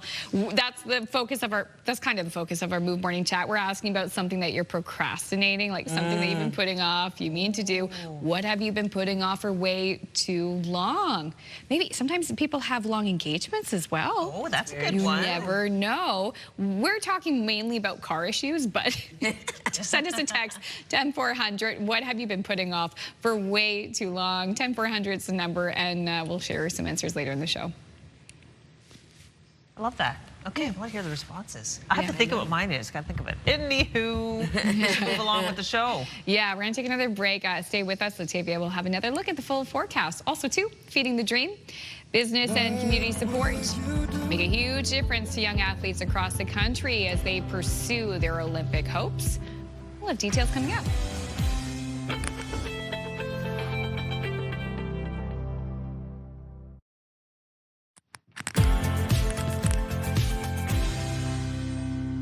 Good morning. The time now is 7:44. We're taking a live look at Pugwash, -1 early this morning. We are expecting a chance of some flurry activity before clearing, leaving mainly cloudy skies. So we are going to see a bit of active weather for parts of the region today, and we do have much warmer temperatures starting off the day. Right now it is 0 in Fredericton as well as into Charlottetown and Halifax, 1 degree in Sydney. Looking at -10 degrees over in Happy Valley Goose Bay, -3 in Corner Brook. We do have a special weather statement remaining in effect for parts of Newfoundland until later tonight. Could see some snowfall, rainfall, as well as wind gusts between 60 to 80 kilometers per hour. Also have a freezing rain warning for this morning.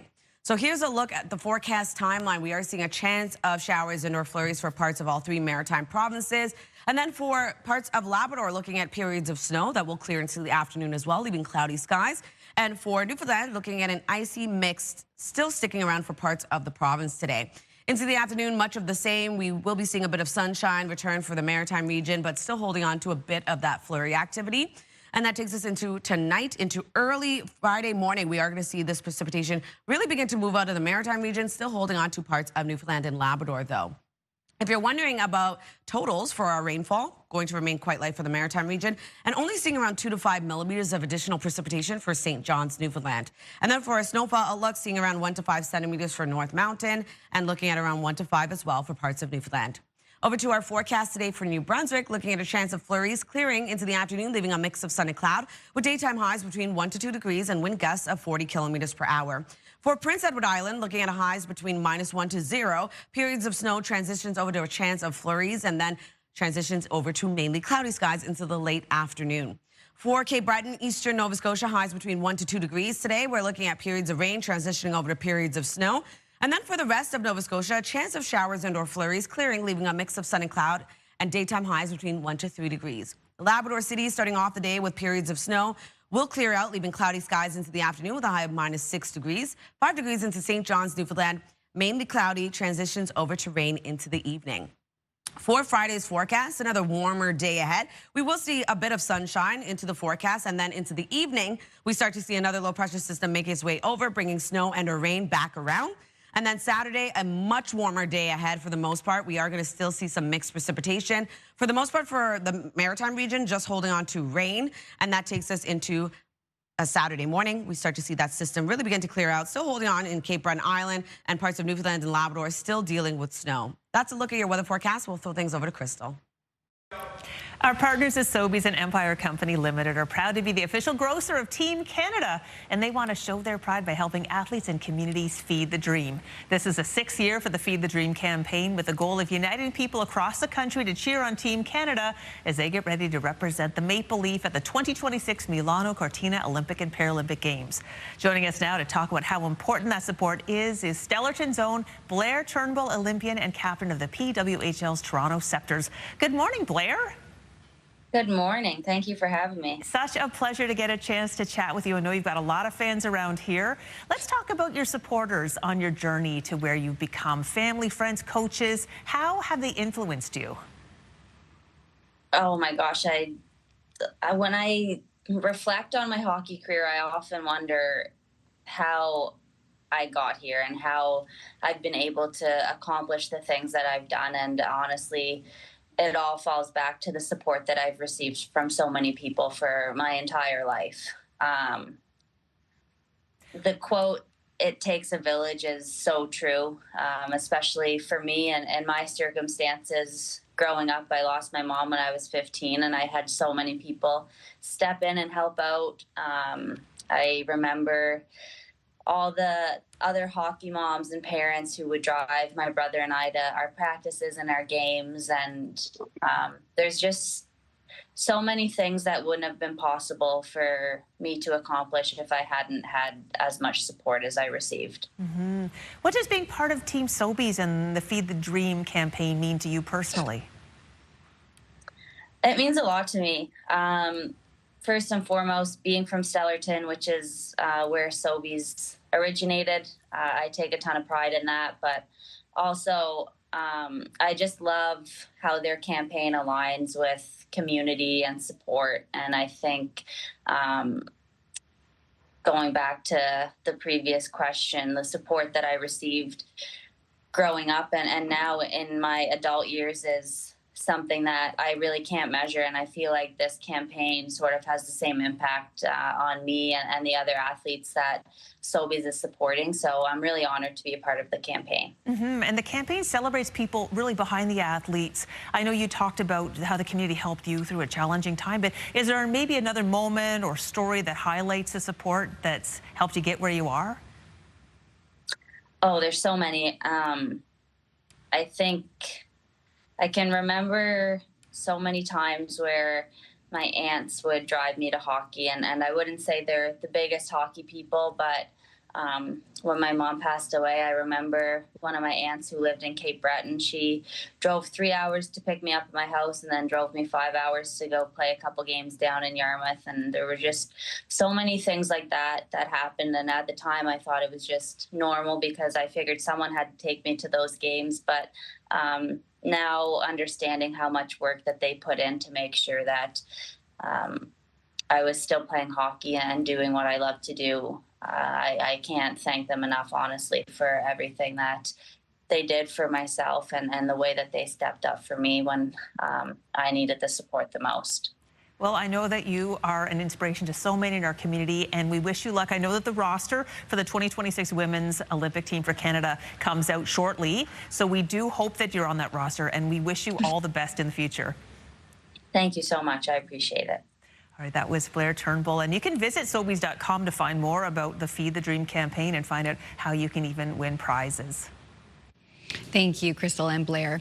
Health and medical news now. The Public Health Agency of Canada says sweeping U.S. changes to childhood vaccination schedules do not affect vaccine decision-making here in Canada. It is one of the topics in your health.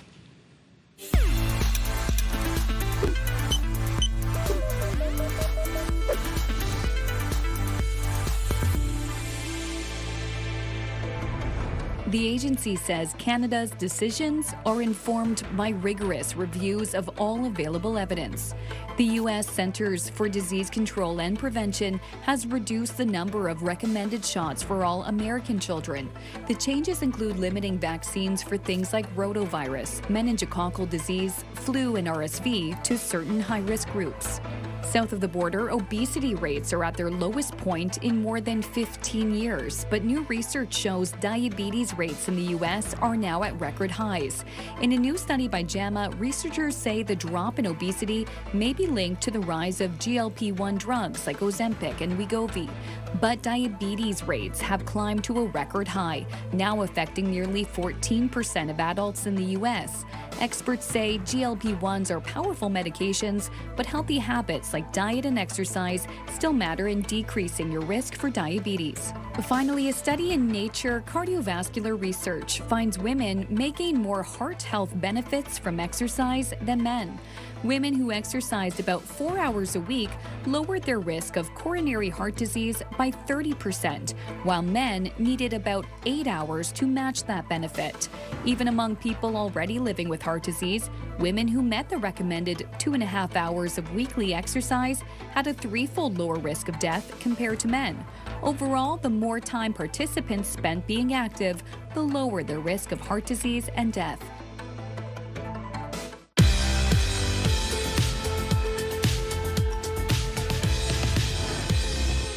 And now we'd like to introduce you to the Maritimers who are marking milestones today.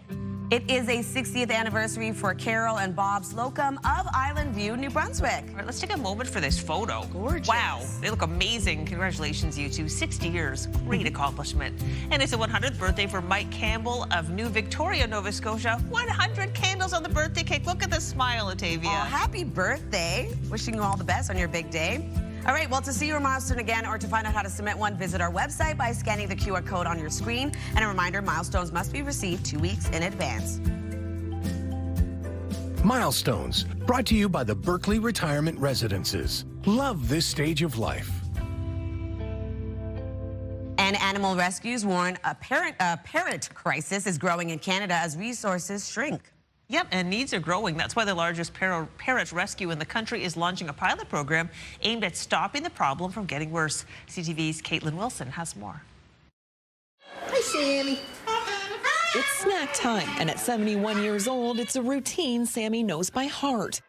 He came to Parrot Partners Canada after outliving his original owner, and now calls the rescue home along with 54 other aging and surrendered birds. We get them from all walks of life all the time, and we generally get up to about 5 a week inquiries. Will you take my bird? She says it's a crisis quietly unfolding across the country as rescues like hers struggle to keep up. The care system is this patchwork of individual people, mostly doing it out of their homes. And they're doing it because they see that there's nobody there for them. The issue? Parrots can live a long time, some up to 80 years. But as caregivers age out, rescues are shrinking, compounded by a shortage of avian veterinarians. And unlike cats and dogs, there's no safety net when owners can no longer care for them, even as parrots continue to be bred and sold in pet stores, some for thousands of dollars. We're still dealing with birds that were bred in the 70s and 80s. They're still in the system, and we're still pumping out new birds. This is April, a 30-year-old African gray who could live another 30 years. That's why the organization is testing a 3-year pilot project, the first of its kind, to see whether having a plan, a guaranteed place to go, and early support can stop the parrot crisis from worsening. Rather than using the traditional rescue model, we're looking at it from an insurance or a pension point of view. Under the pilot, adopters would pay a $20 monthly fee, helping cover ongoing support, education, and boarding, with the guarantee the parrot can return if it can no longer be cared for. The goal? To keep parrots in one stable place for as long as possible. We're doing a fundraiser for it now. Mathematically, this might be what allows professional rescues to take hold. Giving more parrots like Sammy a soft place to land well into their golden years. Caitlin Wilson, CTV News, Carleton Place. Taking a look at our 3-day forecast yet again, 2 degrees as your daytime high today. We're looking at a chance of some flurries clearing, leaving a mix of sun and cloud. On Friday, looking at flurries and or showers, transitions over to rain into the evening with a high of 3. And then on Saturday, 8 degrees with rain across the province. For Nova Scotia today, a chance of snow and or rain. 2 degrees is your daytime high, clearing for the most part, leaving a mix of sun and cloud. On Friday, 3 degrees is your daytime high, looking at a mix of sun and cloud throughout the day. Into the evening, rain and or snow. And then on Saturday, a high of 9 degrees, looking at showers across the province. For Prince Edward Island today, snow transitions over to a chance of flurries, a high of 1. 0 on Friday, a mix of sun and cloud with a wintry mix into the evening. Rain on Saturday with a high of 7.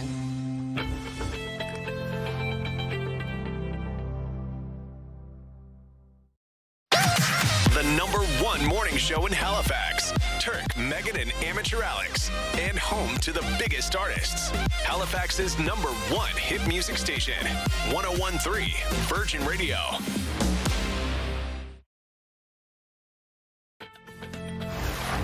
Thursday, January 8th, today on Your Morning Atlantic, showing support. Neighbors and friends rally around the family of the young teen who was killed by 3 dogs in Nova Scotia's Shelburne County. Your top news headlines just ahead. And ask the experts. If you received any fine jewelry for Christmas, it's a good idea to get it appraised. We'll chat with the folks from English Jewelers about the process. That story and more are coming up on Your Morning Atlantic.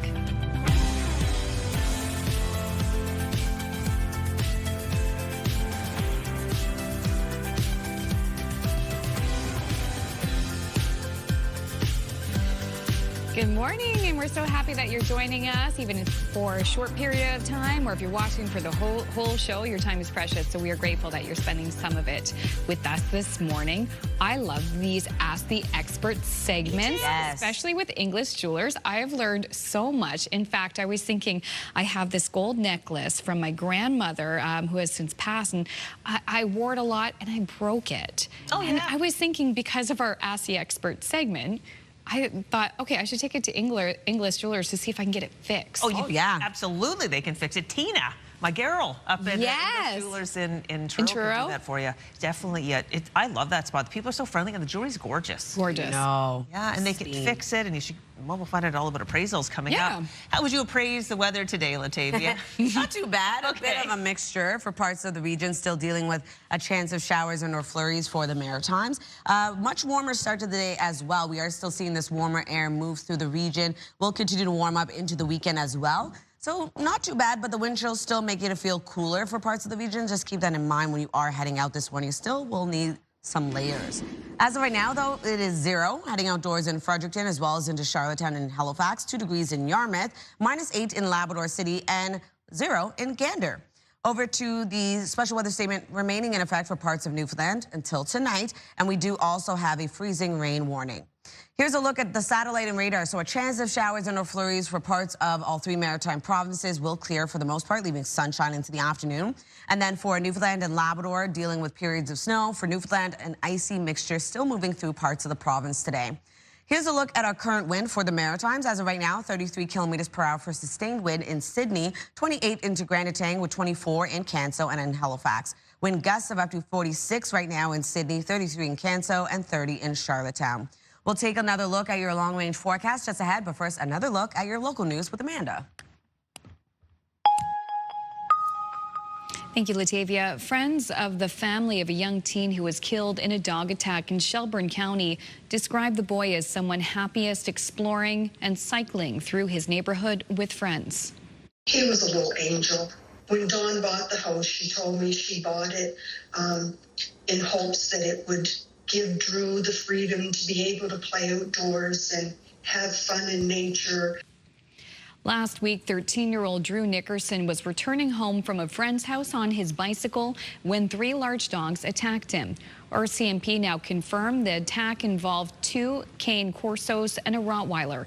Police insist the owners have been cooperative and even requested their dogs be put down immediately.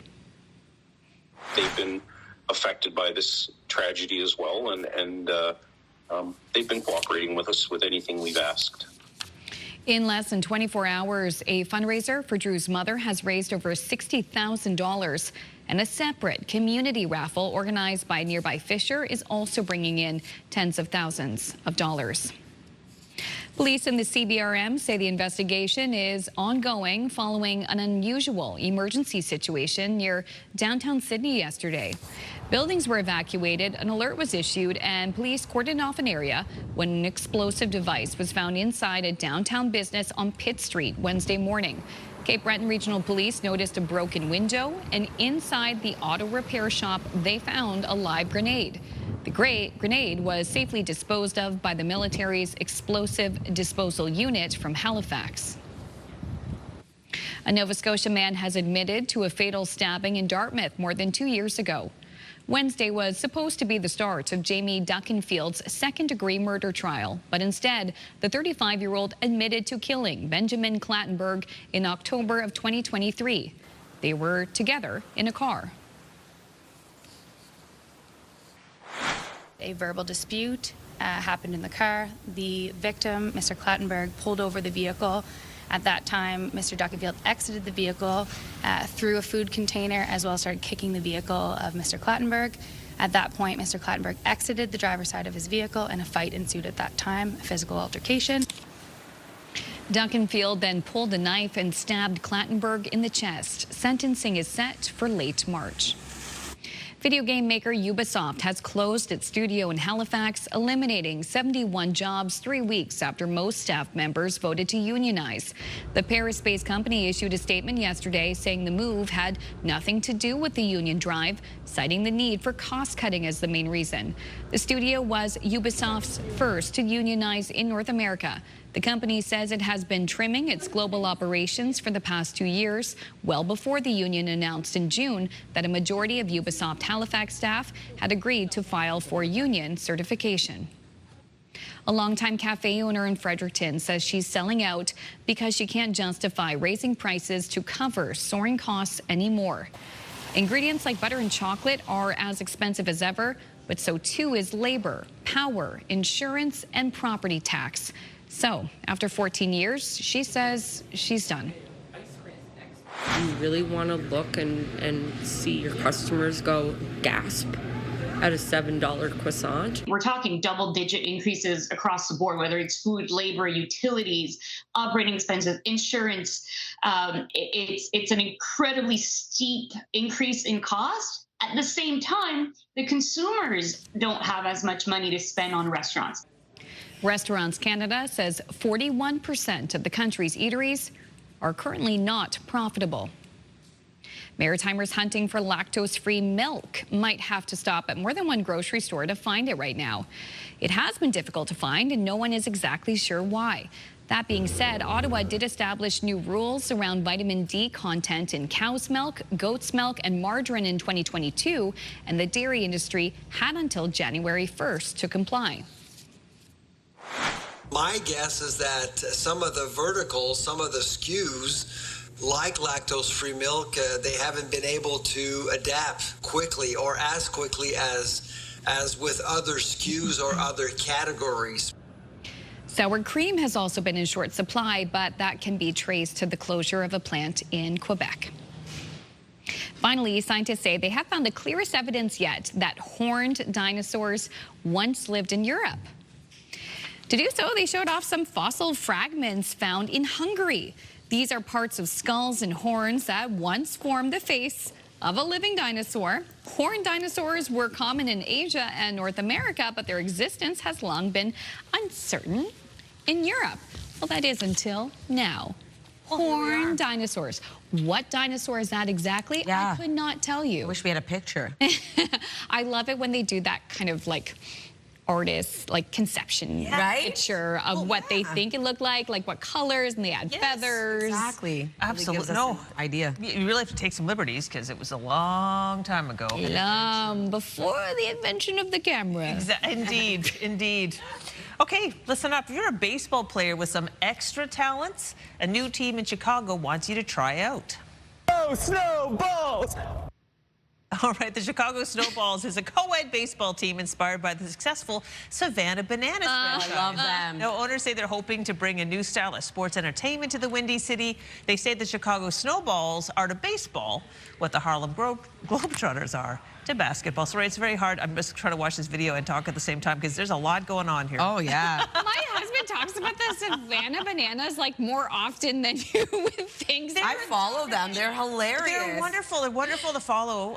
Yeah. Yeah, he said, do you know a guy who played Fiyero on Broadway as part of the Savannah Bananas? I'm like, what did you just say to me? They're really talented. It's very hard to get tickets to a Savannah Bananas game because it's such fun to watch. Just really brings up your spirits every time I scroll and I see that video. I'm like, I know it's awesome. And the Snowballs are going to be a co-ed team, so it's that is opening the opportunity up to more players. But anyway, neat. Neat stuff. All right, still ahead in this half hour, we're going to chat with the experts at English Jewelers about the appraisal process, maybe something to consider for you. Also, too, we'll have another look at the Thursday forecast. We do have some scattered school closures in Nova Scotia, but it's always a beautiful day at White Point. The bunnies still pulling Santa's sleigh there. The forecast is up next.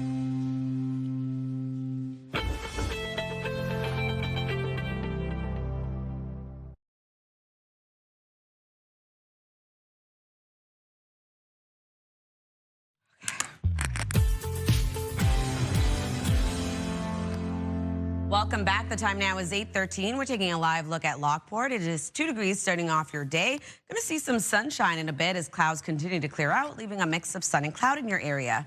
So weather is brought to you by ALC.ca. A much warmer start to the day across the region, really. As of right now, it is 0 heading outdoors in Fredericton as well as over in Charlottetown and Halifax. 1 degree in Sydney, -8 in Labrador City, and -2 degrees over in Corner Brook.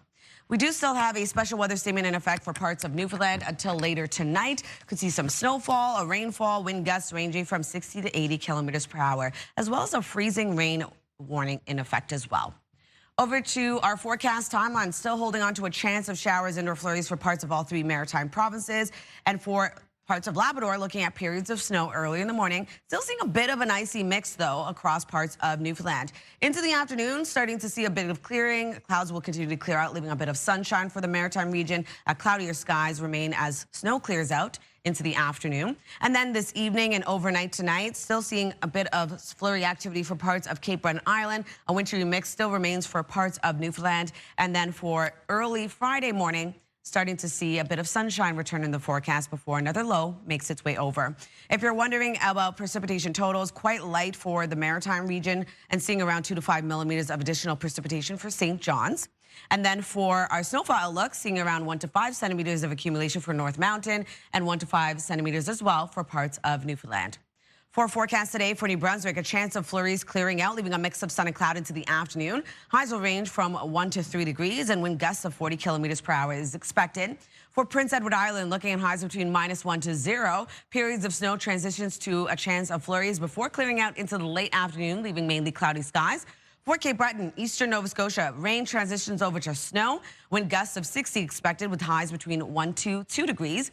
For the rest of Nova Scotia, highs between 1 to 3 degrees. A chance of showers and or flurries, clearing, leaving a mix of sun and cloud this afternoon. For Labrador City, looking at periods of snow clearing into the afternoon, leaving cloudy skies with a high of -6. 4 degrees into St. John's, Newfoundland, mainly cloudy skies. Rain arrives early into the evening. For our forecast on Friday, another warmer day ahead. We are going to see some spotty sunshine for parts of Atlantic Canada before another low makes its way over into the evening, bringing snow and rain back around to the Maritimes. Early Saturday morning, still seeing this mixed precipitation, mainly rain for the maritime region and seeing snow for parts of Newfoundland and Labrador before clearing out of the maritime region for the most part, leaving sunshine and really warm temperatures heading our way. That's a look at your weather forecast. We'll throw things over to Amanda for your national and international news headlines. Thank you, Latavia. And we begin in the U.S. The city of Minneapolis is on edge this morning after an immigration and customs enforcement officer shot and killed a woman during the Trump administration's latest immigration crackdown on a major American city. ABC's Christian Cordero has the latest from Washington and a warning some of the content in this story may be disturbing to some viewers. This morning, outrage in Minneapolis and beyond after a federal immigration agent shot and killed 37-year-old Renee Nicole Good in front of a group of protesters. Videos taken by witnesses now causing competing narratives about what led to Good's death. In the disturbing video, you can see her Honda SUV in the street as federal agents demand she get out of the vehicle. She reverses, puts the SUV in drive, Then an agent standing in front of her fires one shot through the front windshield, then two on the side. Another video shows a different angle. President Trump shared it, claiming her SUV hits the agent. Trump and Homeland Security Secretary Kristi Noem were quick to defend the agent's actions. This appears as an attempt to kill or to cause bodily harm to agents, an act of domestic terrorism. The ICE officer, fearing for his life and the other officers around him and the safety of the public, fired defensive shots. Immediately after the shots are fired, the SUV travels down the street and hits a parked car. The agent who fired the shots is seen walking towards the wreckage. As the shock and anger begins to take over, local and state leaders share a defiant message for federal officials, telling them to get out. They are already trying to spin this as an action of self-defense. Having seen the video of myself, I want to tell everybody directly, that is bull. Protesters seen throwing snowballs at ICE agents throughout the day. At night, a vigil attended by thousands and a vow to keep protesting until ICE leaves. According to the Minneapolis Star-Tribune, Good lived in Minneapolis, and she was a wife and mother to a 6-year-old child. Christiane Cordero, ABC News, Washington. Prime Minister Mark Carney is heading to China next week to talk trade and security as both countries look to ease trade tensions. CTV's Annie Bergeron-Oliver looks at this important first visit by Canadian Prime Minister in nearly 10 years. After years of tense relations, a change appears to be brewing as Prime Minister Mark Carney gets set to try and address thorny trade issues in Beijing with Chinese President Xi Jinping. No doubt there are going to be challenges, and the two countries won't see eye to eye on everything, but there are some common and shared interests. Next week's visit will be the first by a Canadian Prime Minister in nearly a decade, and the first since China arrested and eventually released Canadians Michael Kovrig and Michael Spavor in retaliation for Canada's detention of Huawei's Meng Wanzhou. One of the biggest flashpoints that's expected to come up, tariffs. Canada imposed a 100% tariff on Chinese electric vehicles in 2024, a move met by China, who implemented a punishing 100% tariff on canola oil and a 25% tariff on certain pork, fish, and seafood products. We hope that there'd be tariffs, removed immediately.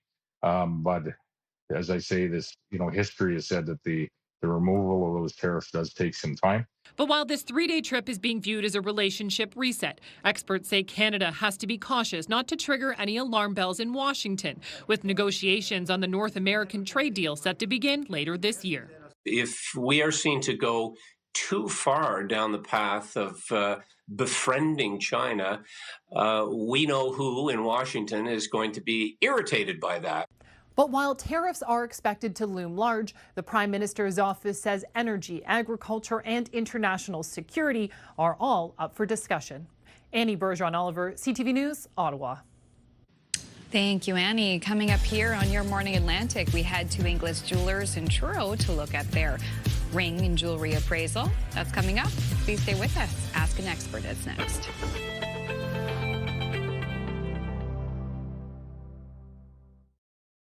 Move Mornings with Aaron and Peter. Weekday mornings on Move 100. The most fun in the morning. And home of the $1,000 minute.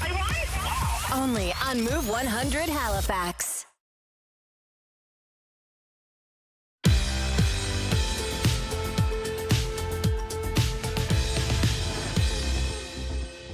We are in Truro at Inglis Jewelers headquarters, and I'm joined now by Tracy Wells. And today we're going to talk all about appraisals. Hi, Tracy. Thanks for having us here. Thank you for having us, Crystal. And honestly, January is the perfect time to talk about appraisals because so many lucky people receive jewelry over the holidays.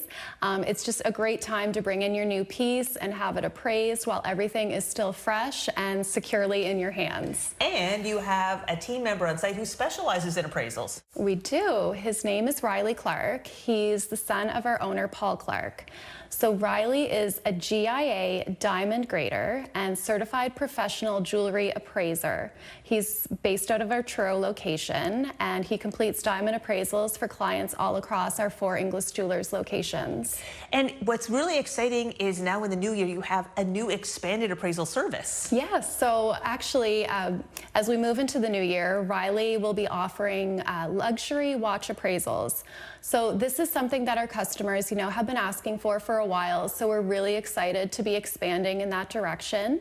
It's just a great addition to the services that we already provide here. Well, I have a question for you. Why would you want to have an appraisal done? There are 3 big reasons.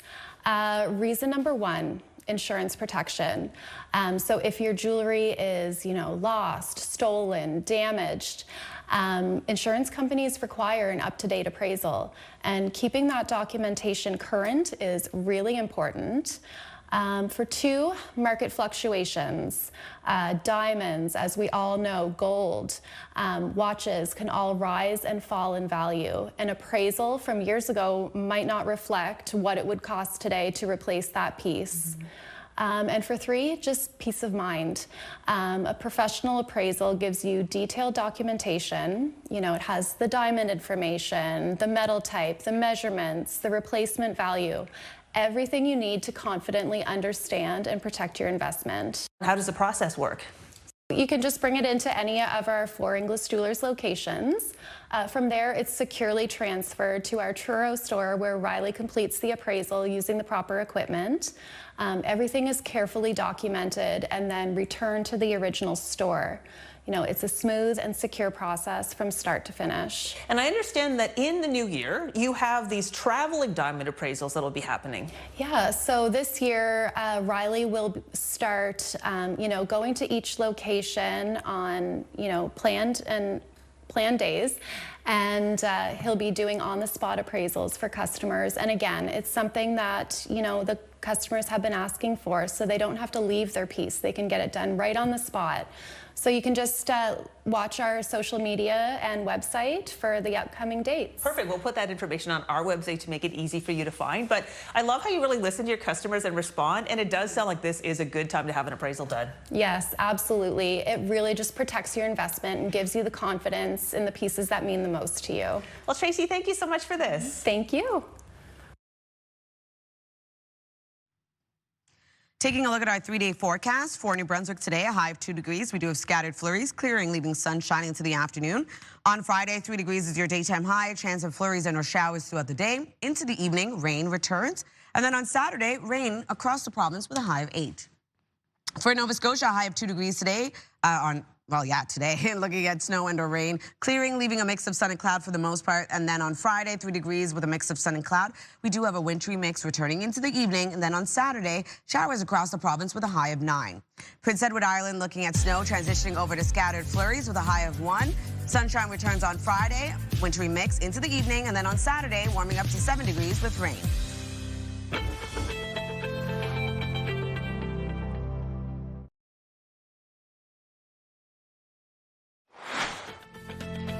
Still ahead this morning, can you believe those pieces of art are cookies?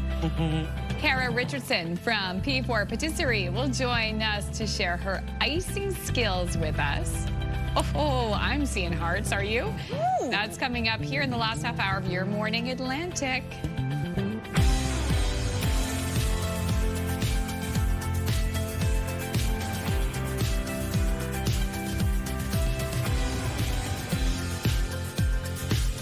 Welcome back. The time now is 8:31. I love when Kara's in the studio. She brings sweet treats and very skillfully decorated.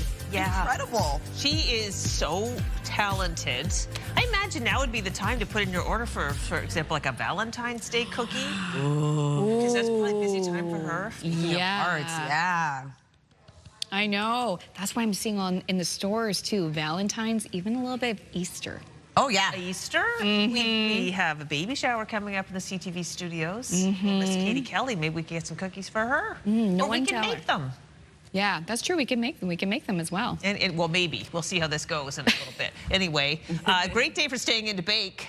Absolutely. But you know what? It's going to be quite nice a little bit later on, too, right? We're going to start to see that sunshine. Here's a live look at Baccarrow Point. Ooh, beautiful waves this morning. Yeah, it's pretty. Ooh, hello. Welcome to our shot. Yeah, hello. Where are you going? So early this morning. Text us, 10400. Well, we do see a bit of a cloudy start to the day. We are going to see some sunshine a little bit later on, though, as clouds continue to clear out, and not a bad start in terms of our temperatures. Definitely a warmer start to the day, even from what we saw yesterday. Temperatures continue to rise for our daytime highs. But as of right now, 0 heading outdoors in Halifax as well as Charlottetown and Fredericton. -9 over in Happy Valley Goose Bay. -4 in St. Anthony. Still holding on to a special weather statement in effect for parts of Newfoundland until later tonight. A freezing rain warning also in effect.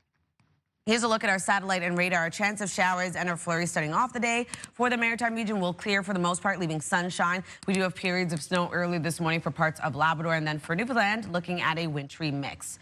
In terms of the wind, it's not going to be too bad today. A bit breezy for parts of the Maritime region. As of right now, 37 kilometers per hour for sustained wind in Canso, 31 into Grand Etang with 30 into Sydney, 28 in North Cape. Wind gusts of up to 43 kilometers per hour right now in Grand Etang, 41 in Sydney, 54 in Canso. We'll take one last look at your long-range forecast just ahead, but first, one last look at your local news with Amanda. Thank you, Latavia. Friends of the family of a young teen who was killed in a dog attack in Shelburne County described the boy as someone happiest exploring and cycling through his neighborhood with friends. He was a little angel. When Dawn bought the house, she told me she bought it in hopes that it would give Drew the freedom to be able to play outdoors and have fun in nature. Last week, 13-year-old Drew Nickerson was returning home from a friend's house on his bicycle when 3 large dogs attacked him. Our CMP now confirmed the attack involved 2 cane corsos and a Rottweiler. Police insist the owners have been cooperative and even requested their dogs be put down immediately. They've been affected by this tragedy as well, and they've been cooperating with us with anything we've asked. In less than 24 hours, a fundraiser for Drew's mother has raised over $60,000. A separate community raffle organized by nearby Fisher is also bringing in tens of thousands of dollars. Police in the CBRM say the investigation is ongoing following an unusual emergency situation near downtown Sydney yesterday. Buildings were evacuated, an alert was issued, and police cordoned off an area when an explosive device was found inside a downtown business on Pitt Street Wednesday morning. Cape Breton Regional Police noticed a broken window, and inside the auto repair shop, they found a live grenade. The grenade was safely disposed of by the military's explosive disposal unit, which came from Halifax. A new study shows New Brunswick shoppers are facing the worst food inflation in the country. Whatever the best price is, that's where we're going. Go through the flyers, and that's how we make our budget. Most food that is actually consumed in New Brunswick is not made in New Brunswick, and that's the reality of the Atlantic overall. At 3.7%, New Brunswick has had the greatest increase in food prices from May 2024 to May 2025, followed by Newfoundland and Labrador, Ontario, Saskatchewan, and Prince Edward Island. Nova Scotia had the lowest increase in food prices over the same period of time at 2.7%. And one of the most expensive food items right now is beef, which jumped dramatically by 12.7%. Even as it continues to deal with the fallout from a massive cyber breach, Nova Scotia Power is asking the Energy Board to approve an 8% rate hike. It's never a good time for our customers to see a request for a rate increase. We understand that, but we also hear from our customers that we need to continue to invest in reliability to make sure that Nova Scotians have access to a reliable electricity system. Nova Scotia Power says it needs to increase power rates by 8% over the next 2 years to improve system reliability and help pay for the $1.3 billion in major projects necessary to transition away from coal-fired power and adding new renewable energy sources to the grid, all while keeping up with inflation. That was met with immediate pushback from opponents who argue customers already pay too much for too little.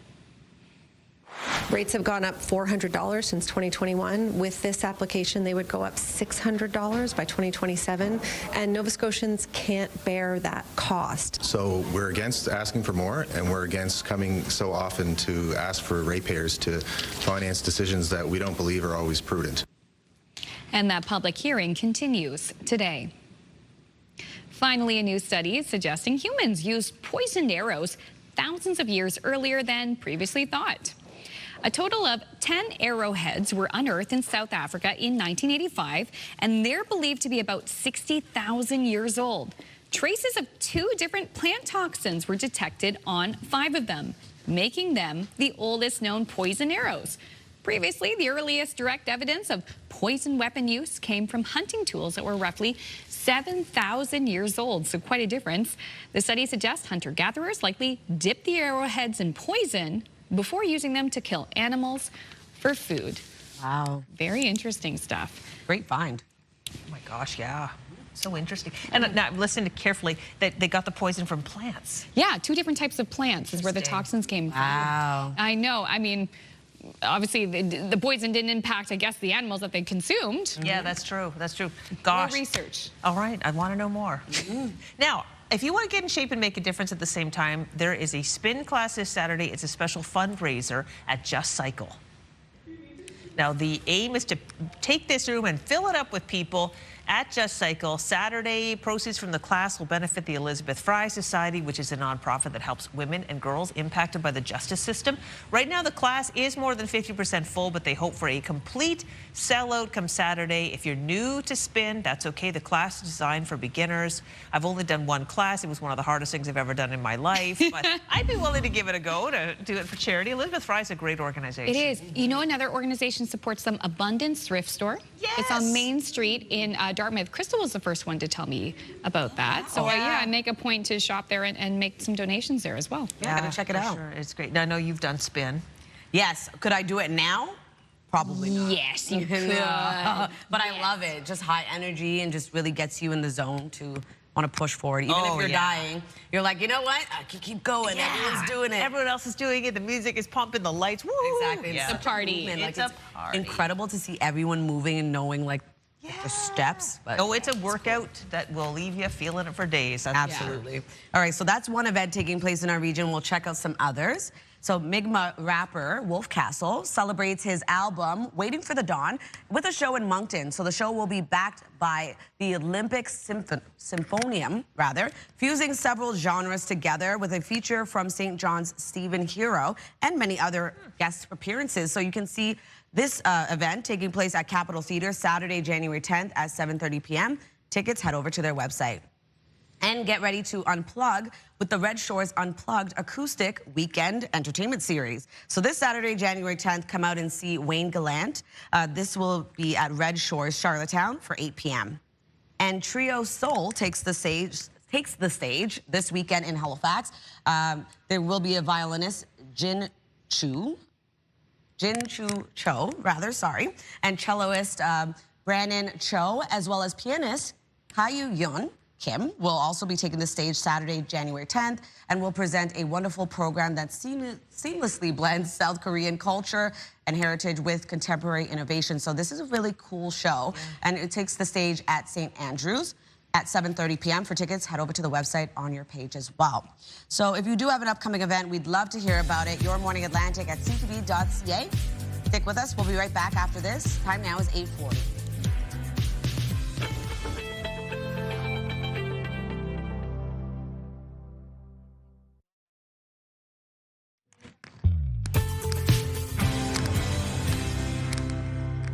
Good morning and welcome back. The time now is 8:43. We're taking a live look at Samborough, starting off a bit cooler. It's 1 degree, so much warmer than we saw even yesterday morning. A bit of a cloudy start to the day. We are expecting a chance of some flurry activity before clearing, leaving a bit of sunshine into the late afternoon. So we are seeing a warmer start to the day. Temperatures continue to rise as we inch towards the end of the work week. 0 as of right now into Fredericton, as well as Charlottetown and Halifax. 2 degrees in Yarmouth, -9 in Happy Valley Goose Bay, and -2 degrees over in Corner Brook. Still holding on to a special weather statement for parts of Newfoundland until later tonight. Could see some snowfall, rainfall, and wind gusts ranging from 60 to 80 kilometers per hour, as well as a freezing rain warning also remaining in effect today.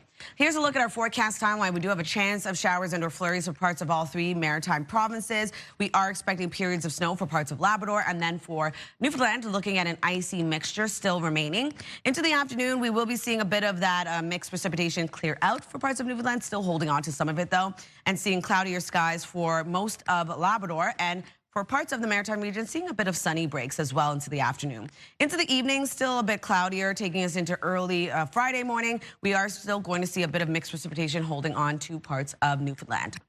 If you're wondering about precipitation totals, remaining quite light for all 3 maritime provinces, seeing around 2 to 5 millimeters for St. John's, Newfoundland. And then for our snowfall outlook, seeing only 1 to 5 centimeters of additional snowfall for North Mountain, and 1 to 5 as well for much of Newfoundland. A chance of flurries early this morning expected for New Brunswick. That will clear, leaving some sunny breaks into the afternoon. Daytime highs between 1 to 3 degrees, wind out of the northwest, 20 gusting to 40. Prince Edward Island seeing highs between -1 to 0. Snow will transition over to a chance of flurries into the afternoon. And for Cape Breton, eastern Nova Scotia, a bit of rain early in the morning transitions over to snow, wind gusts of 60, daytime highs between 1 to 2 degrees. For the rest of Nova Scotia, looking at highs between 1 to 3, a chance of showers and/or flurries clearing, leaving sunshine into the afternoon as well. For Labrador City, a high of -6 degrees today, looking at snow that will clear out, leaving cloudy skies into the afternoon, with a high of 4 degrees into St. John's, Newfoundland, mainly cloudy skies, rain arriving early in the evening. Friday's forecast, another warmer day ahead. We do have some sunny breaks for parts of the maritime region as well as into Newfoundland and Labrador. Then we have another low pressure system making its way over into the evening, bringing rain and/or snow back around for the maritime region and looking at some snowfall for parts of Newfoundland and Labrador. Transitioning over to rain for the most part early Saturday morning, but that will clear out for the maritime region for the most part, leaving some sunshine and a really warm day ahead, Crystal.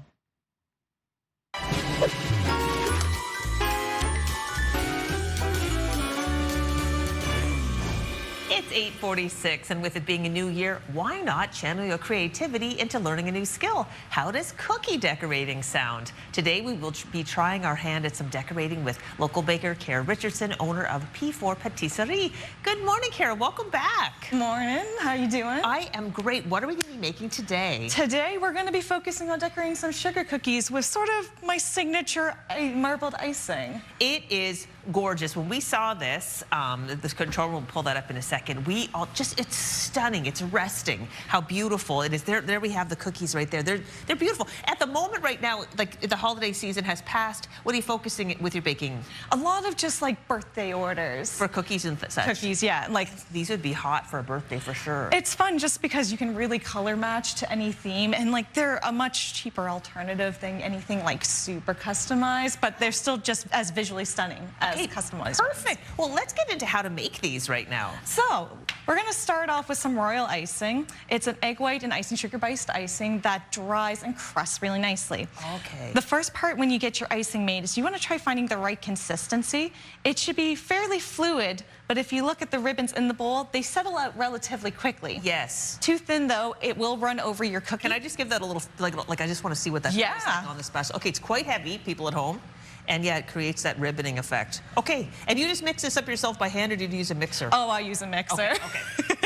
It gets it aerated a lot faster than I can by hand. But you just want to make sure it's not too runny because it will drip off the cookie, and too thick. It's just hard to get it to level out nicely on the cookie. But you're just going to take some gel food coloring. You can use a knife, a spoon. I just got a little coffee stir sticks today. Load up on your icing, and for me, I sort of dot it around the edges of the bowl. Oh, you put it right in the bowl. I put it right in the bowl. From there, it's kind of nice because it's just a random sort of decoration. You don't really have to think about this too much. You can keep the colors as vibrant or as saturated as you like, but you want to kind of like smatter it around and get some different tones in that bowl. Well, it's really, I mean, this would be fun. Something to do with like you could get a bunch of girlfriends together or do it as a family. Oh, for sure. Yeah. But once you kind of have the colors that you like in that bowl, you can kind of smear them around. And I like to pull mine into the center of the bowl just because the bowl is significantly larger than the cookie itself. But you give it a little rough marble. That's beautiful. You have all the colors here, and you said the teal looks extra pretty, and I agree with you. Yeah, I love the teal. Now, the tricky part I find for most people who I try showing this to is holding the cookie. You got to hold it right at the edge, or else you're going to end up with really messy fingers. You're just going to lightly place it in, dip them. Pull it out, shake off the excess, and I like to put mine to the edge, and you flip. Whoa! And you get the first. Oh, that's cool. This is not at all what I thought it would be like to decorate them. I thought you'd put the icing on the cookie and then marble it. Yeah, that's what most traditional cookie decorating is. But these ones are nice just because you don't have to worry about like controlling the flow of icing in a piping bag or whatnot. You just dip and go. And then everyone's a little different because the pattern changes ever so slightly. Oh my gosh, Kara, those are beautiful. Do you want to try? Okay, I dare try. I dare try. I'll use this cookie here, the one at the front. Okay, so I have just washed my hands, everybody. I'm gonna stick it, dip it down. Okay. Yep. Just hold it by the edges. Let it fall into the icing. Let it fall into the icing. And then you pull it back out. Give it a little shake to get the excess off. And let's kind of give it to the side. Yep, and then flip up. There you go. Not bad at all. If I do say so, it's giving kind of like a side-swept energy, which, you know, there's a lot of movement in this cookie. I love it. Okay, this is fun. Before this looks like a lot of fun. I hope that people do order a lot of these for birthdays because I can see this being, you can invite me over and we can do it together. What else have you got here on the table? I brought today also some meringue kisses and whipped shortbreads. These are some of my other go-to cookie items that get ordered. Have these at markets if you're ever at Alderney Landing. But once again, try to incorporate color and a little bit of fun into everything I make. Yeah, for sure. You've got these little mini ones here. And then this at home is fun because this is a lot of icing. What do you do with the leftover icing? The leftovers, you just spread thin on a piece of wax paper parchment, let it dry out, and you'll get these big shards that you can crumple up as much as you want. They can be put on cookies, they can be put on cakes. They work just like the sprinkles you would get at like the grocery store. They're homemade sprinkles. You can sprinkle these on cookies, cakes, or you break them up even finer. And yeah, those are really neat. Kara, how inventive, how resourceful. It's about the baking business. You got to make sure you use everything that you can. Nothing should go to waste. All right, well, how can people find out more about ordering from you? Well, I am online at p4patisserie.com, but if you want to place an order, you can order online or even DM me on Instagram and Facebook. Gorgeous. Thank you so much. Thanks for having me. Happy New Year. Happy New Year. All right, it's 8:51. We'll take a little break and wrap up the show right after this. Gorgeous.